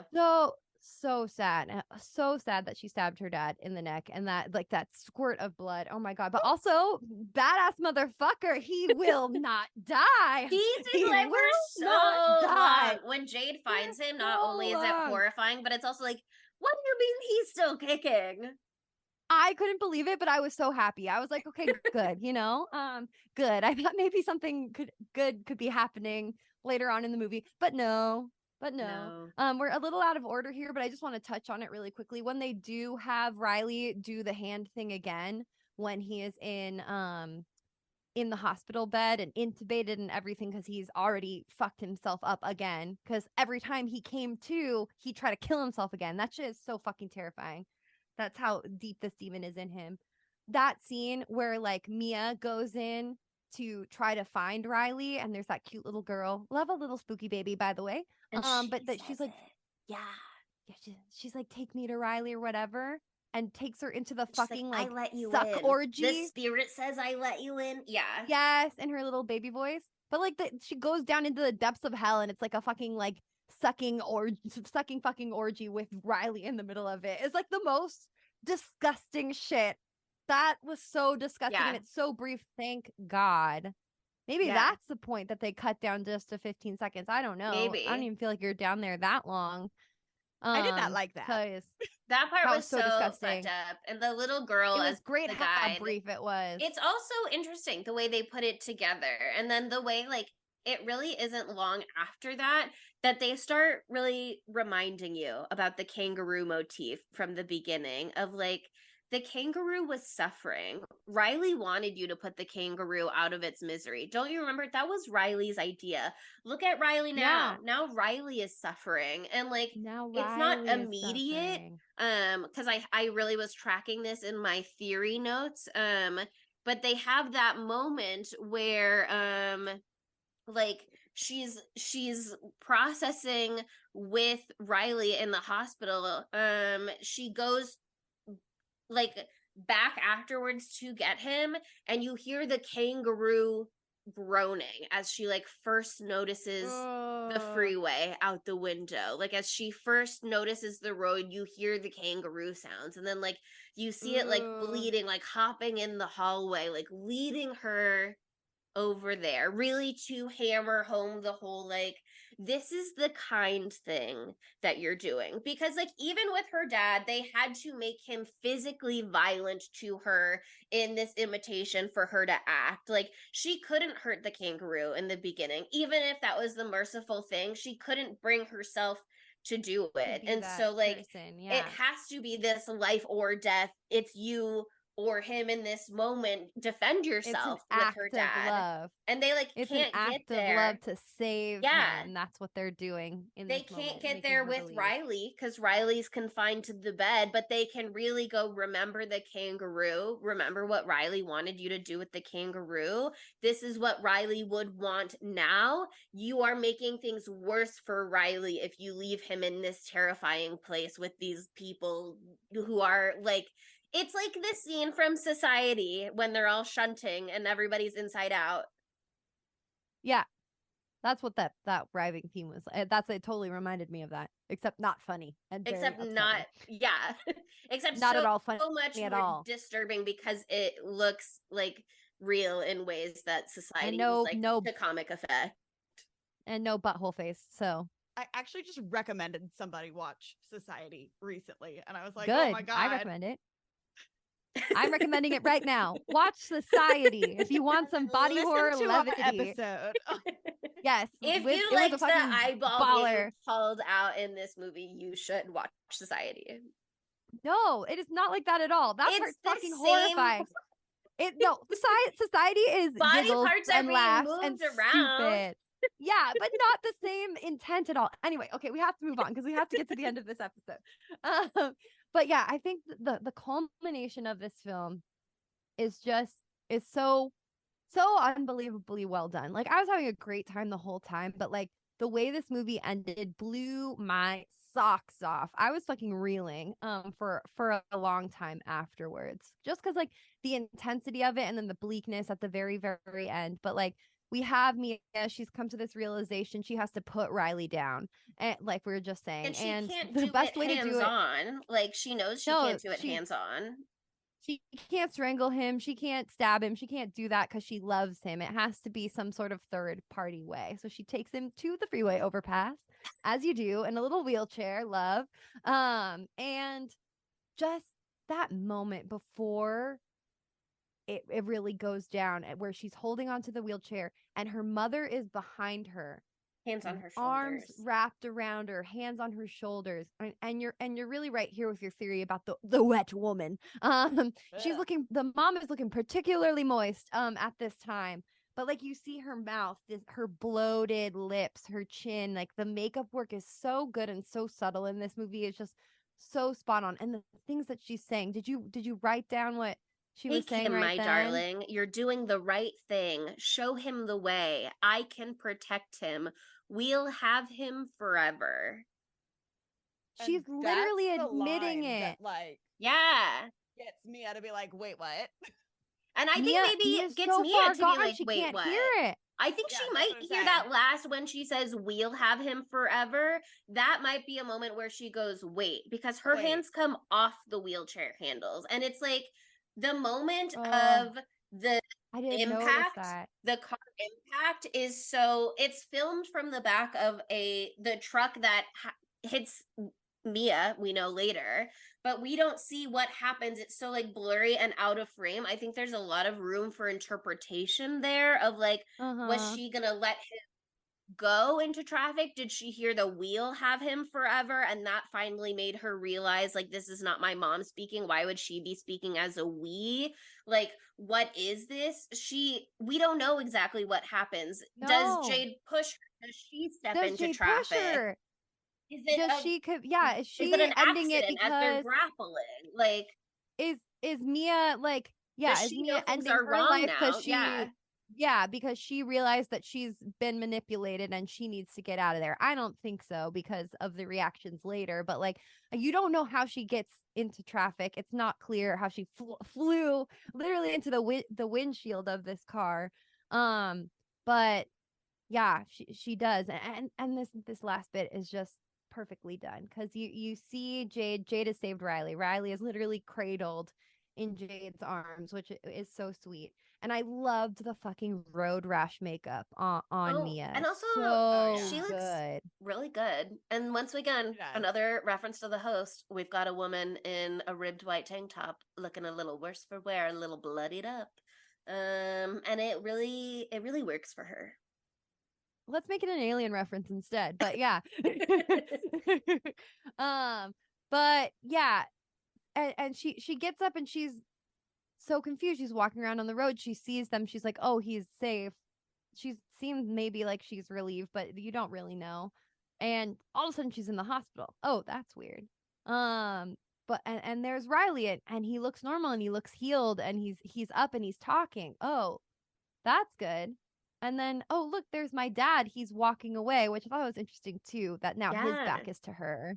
Like how her back was to him at the beginning of the movie. And now it's also this question of like, okay, did he really survive? Like, did Jade get there in enough time to save him? If he lived long enough for Jade to get there, like, what are we seeing in this that we can trust versus like what is her fantasy? Obviously a lot of it is fantasy, but the fact that we never even see his face, we just see her chasing after him is also this really interesting. He gets in the elevator and the doors close between them. Yeah.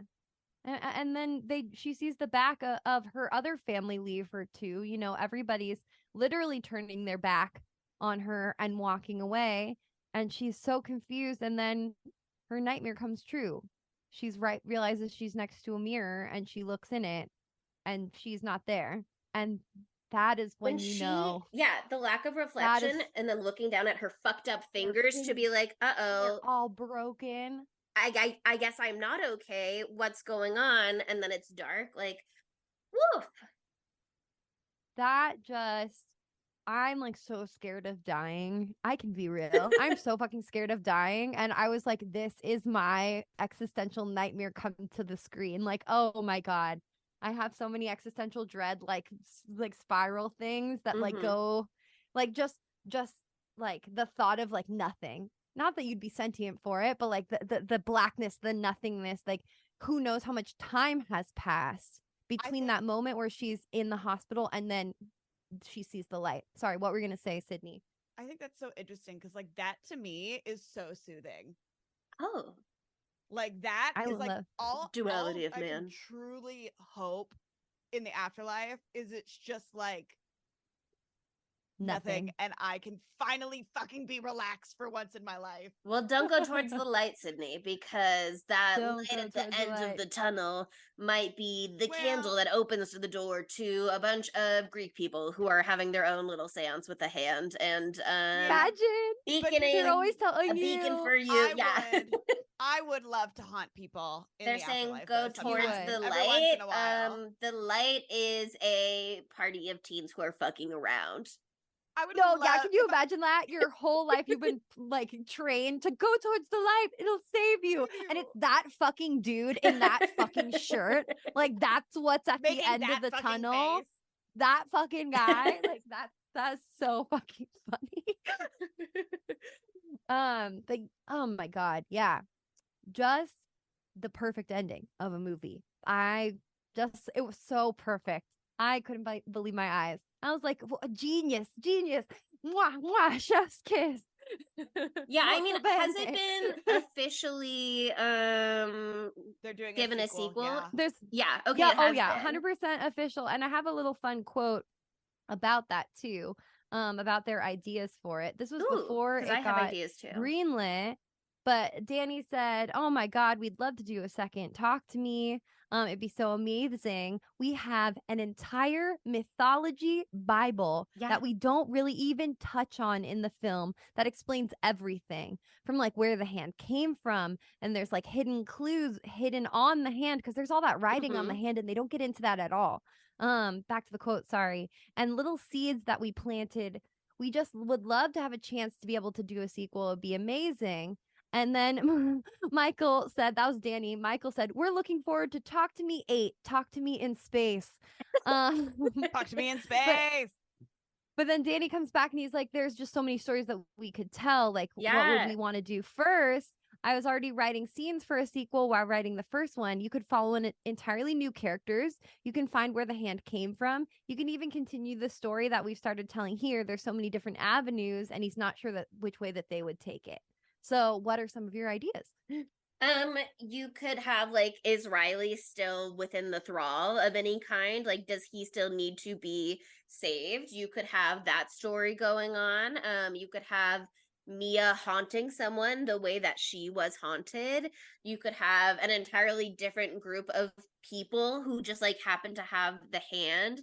You could have them seeking out the survivors from the first movie, sort of like Fear Street style, the way that they had to hunt down what's her face in the 70s one after the 90s one. Like, oh yeah, the group at the that. There could end, be you could Final get what's going on Destination. with them.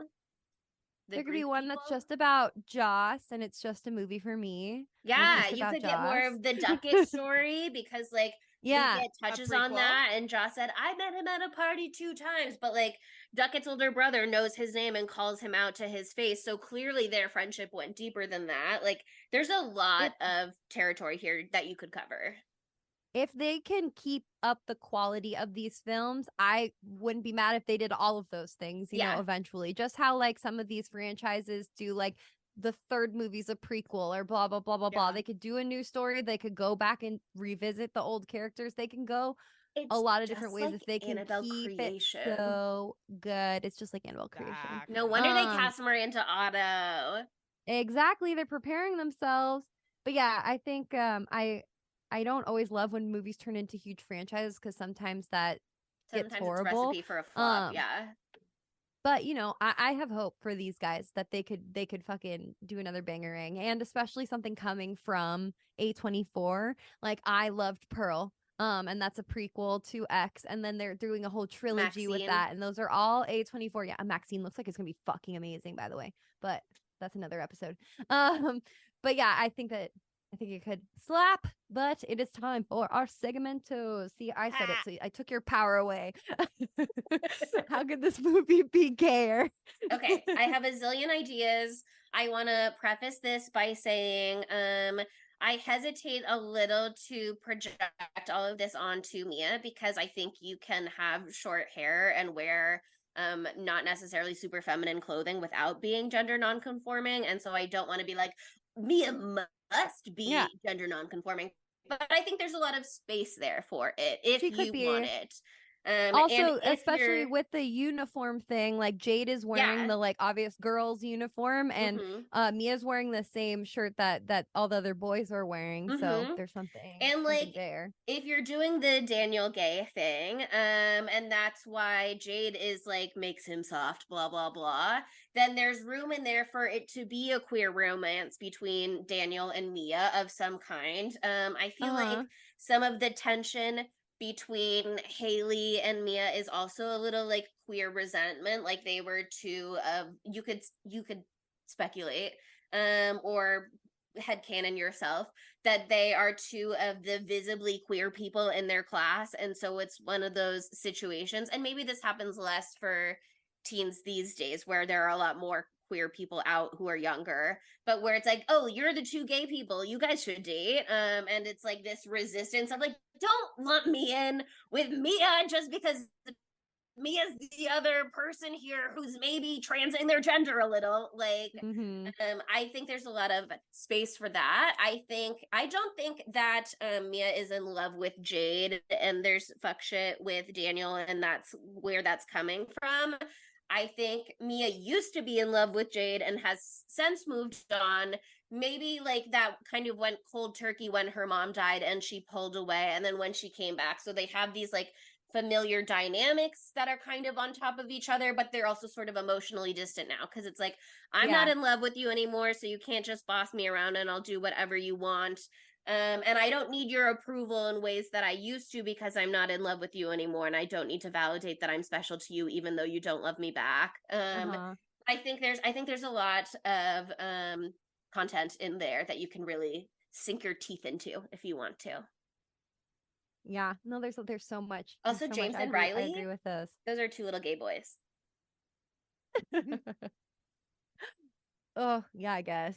Fucking James. James being like, so yeah, I sell cigarettes. I'm a cool kid now. My fat mom's off eating a dick. Yeah. That is a try-hard 13-year-old boy. Yeah. They're a 13-year-old gay. boy.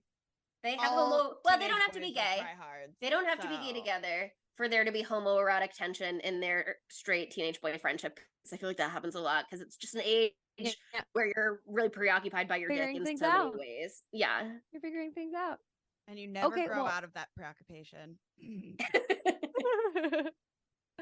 Okay, so Matthew Lillard, where would he fit into this film? I think Matthew Lillard would have been Jade and Riley's dad that we don't really see. I actually was literally just thinking that. I fully support that. If this was a 90s movie and it wasn't Australian, and you know how I feel about Joss, so obviously I'd want him to be in it, but if this was a 90s movie, that's who Matthew Lillard would be. He would be Joss. He would be a great Joss. It would be awesome. But I love him as their off-screen dad, and that could be in the sequel. Let's campaign to get him cast in that role in the sequel. I love that. The absentee dad. The American father who the absentee American. Maybe do an Australian accent, do you think? It could be a fun challenge for him. He doesn't even have to. But yeah, okay. I love that. That fits for me. Okay, that brings us to Dumb Bitch. That's a hard one for Dumb Bitch. I think tragically I do have to nominate Joss, maybe, or Joss and Haley potentially. It's gotta be Joss and Haley. Why is it all on Joss? Because Joss was the one who got the hand from Duckett and had the friendship with Duckett more than Haley did, it seemed. It seems like, okay, here's my thing about Joss. I think this is a classic case of my bestie from another school. You know what I mean? Like, Joss and Haley and Mia and Daniel, etc., all go to school together. Haley is Joss's bestie at this school. Joss has a whole different social crew that included Duckett, etc., And that's why there's like this lack of overlap where like Mia and Jade and Daniel don't know the Ducket lore. They don't know about any of this really. But Haley is close enough to Joss to sort of know some of it, or maybe to have been at one of those parties. And Joss is really the link between the two, which is why I am putting a little bit more responsibility on him. But he and the two of them, they can share. They're really the ones who have all of the lore. They're the ones who like, oh, I heard it was the Satanist's hand. Oh, I heard it was the medium's hand. Oh, it's this under the ceramic. Oh, this is the deal. Here's the lore. They know what it actually means. Obviously, they are yet to buy into the fact that the spirits really stayed in Ducket and that really was the cause of his demise. And also, they're teenagers. So, you know, I'm sure they're like really distancing themselves emotionally from that tragedy too in ways where they just don't have the tools to deal with it. But unfortunately they have that experience previously with the hand and they have seen how fuck shit it can get and they still are like, let's keep playing with it. I agree with you. Okay, I think it brings us to our knives out of 5. So you want to set the scene, Chuff? Yes. So numbers wise, this has a little bit more range than I expected it to because I went on IMDb first and it has a 7.2 out of 10. That said, on Rotten Tomatoes, it is 95% fresh from critics and 82% fresh from audiences. So overall, still really good. And I think I said this in the beginning, but this A24 release was like its highest grossing release. Like it beat out Hereditary, which had previously beat out Lady Bird. Like this was their biggest debut. And so it is really successful. I don't know if it's the first A24 movie to get a sequel, but I think it might be. So I mean that also just speaks to its success. But yeah, it people spoke really highly of it. It made a shit ton of money. They're doing another one. So yeah. Well, I mean, I hate to be such a fucking nice girl because like I look at all my reviews and I'm always so fucking nice, but I just like to like things and I like to have a good time. And I like to be nice and I like to give big happy scores. I love this movie. I'm gonna give it a 5 out of 5. I mean, this is like I love new horror when they really stick the fucking landing, try something new, but keeping obviously possession has been in horror movies for a million years. They're inspired a lot by The Exorcist for this movie. And you can see some of that in it, but they took a really, really fun modern take at it, and I think they nailed the current generation's obsession with social media, hopefully in a way that did not upset Sydney, but I don't know. When Mia is in her bed and Daniel is sleeping and she's watching videos on her phone at full volume, that is Gen Z coded. That is all of them watching TikToks out loud in public. Well, I love that she's like looking at videos of like her mommy and of like Riley and they like have the funny filters. I'm like, that's literally the videos that I look back at my mom me and my mom, because that's the videos that I took. I didn't take like her being like, I love you, here's a speech. Like that's not like what we do. I'm like putting her in the drag makeup filter and she's like, I look sexy. And that's the video that I look at all the time and it's hilarious. So like that, I don't know, it felt really true to life. I really loved the depiction of grief. It really hit home for me. And so 5 out of 5. 5 out of 5. I love it. Modern classic. Gonna make everyone I know watch it. Now that you own it. Yeah. Yeah. Now they own it on Amazon. My first watch, I didn't like, I knew this movie had a lot of hype. I don't fully understand all of the hype. It was good. It wasn't that scary. It had like a couple moments. It was kind of funny. I'm giving it a 3.5 out of 5. Okay. That's fine.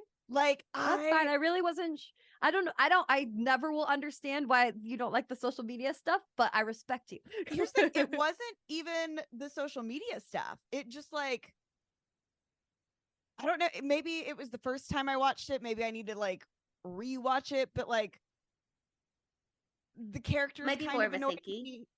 Not even that. The characters I didn't fully like grab you. Yeah. I was For- like, I wasn't as invested as I could have been. I think that's a lot of the time my connection to a movie or not is like, did I find a character to emotionally invest in? Did I find a relationship to Yeah. emotionally invest in? And if you're not making that connection, even if you're like, yeah, it was a really technically good film, sometimes you're just like, but I didn't care. But I don't care. Yeah. Yeah, exactly. Yeah. But I own it now, so I will watch it. Yeah, Again, maybe and you're gonna maybe I build will up so become much love invested. for it. Maybe this is just Yeah, a temporary rating. This is a first yeah, view she'll rating. check back in. She'll Well- check back in later on. We'll see. I was also supposed to watch it with a bunch of people, and then they all bailed for various, like, very valid reasons. And so Yeah. I ended up watching it by myself. So I'm going to make all those people that were supposed to watch it with me watch it with me. There you You're go. fucking better. As you But yeah. should. As you fucking should. Yeah, I mean, for me, like Monica said, I thought it was a really good movie. I thought it was really interesting. I mean, we've talked about it for a zillion years on this episode. I think there's so much ground to cover here. I think it's so well put together. I think you can really peel back a lot of layers, and there's like still more to examine and recontextualize and engage with in a zillion different ways. So to me, that is like the mark of a really well made film. And I was just like enthralled by Sophie Wilde's performance. Like I thought she was so Yeah. incredible. I thought she did such an Yep. amazing job. I would watch so many more things that she's in just for the sake of seeing her again and seeing what she is able to do in different roles and how she takes on different projects. So I thought Yeah. she was amazing. I would really especially be interested in a sequel that has her in it, whatever capacity that is. Mhm. But I would also give it 5 knives out of 5s, and I think it was just like a banger of a choice for our season finale. Finale. Because it is our season finale. But guess what? Don't worry. We're not going anywhere. We'll be We're back not here going We're next back. week with our season premiere. And it's a very special episode. Sydney, you want to introduce it? It is a very special episode. It is the first time in the 3 years that we have been recording this podcast that we were all in the same room together. Now, The we have same state. Special. we've recorded we've been in before the when same we were in state. the same state. You've Monica been in the same state. and I have even been in the same house one time, but different rooms. Because But- you don't have the audio set up to be in the same room. But this one, we had Whoopsies, the DIY. means, the motive, the opportunity to record all together, and we recorded The Silence of the Lambs.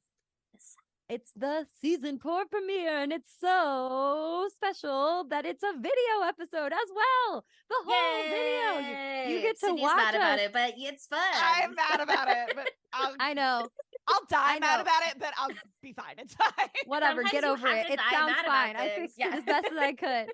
I'm gonna die But mad yeah. about so many things, but it's fine. It's Well, fine. it was our very first time ever recording in person, and so we learned a lot about We what learned happens when you so record much. in person. So when we do it again, which we're hopefully going to do in November, we will know things to do. But we sacrifice a little bit of the audio quality that you might be used to, but we raise you, all 3 of us, in matching shirts that you can watch. And we for kiss 2 our hours. fingers, and then we touch our fingers together so that we're doing a Spoilers, little but 3-way yeah. kiss. So So that's it's something a- you're gonna a want to great- see. It's a great opportunity for you to subscribe to our YouTube channel so you can see that and see all of our beautiful things that we do. It's Season 4 premiere. Spooky_Tuesday on YouTube. So I'm excited about it. But we do have to figure out the poll question for this movie real quick. Which sequel do you Boop, want? boop, boop, boop. Oh, yeah, that's a great one. Which sequel do you want? Done. The one that's a prequel, the one that's about Mia being a hunter, and diving into the spirit realm. One that's about the cast of characters we already know, Riley's recovery. The one about just Joss, just for Monica. The Greek group? The one about that's all in Greek. That sounds fun. There's endless possibilities, and we'll put them all on the poll question for you.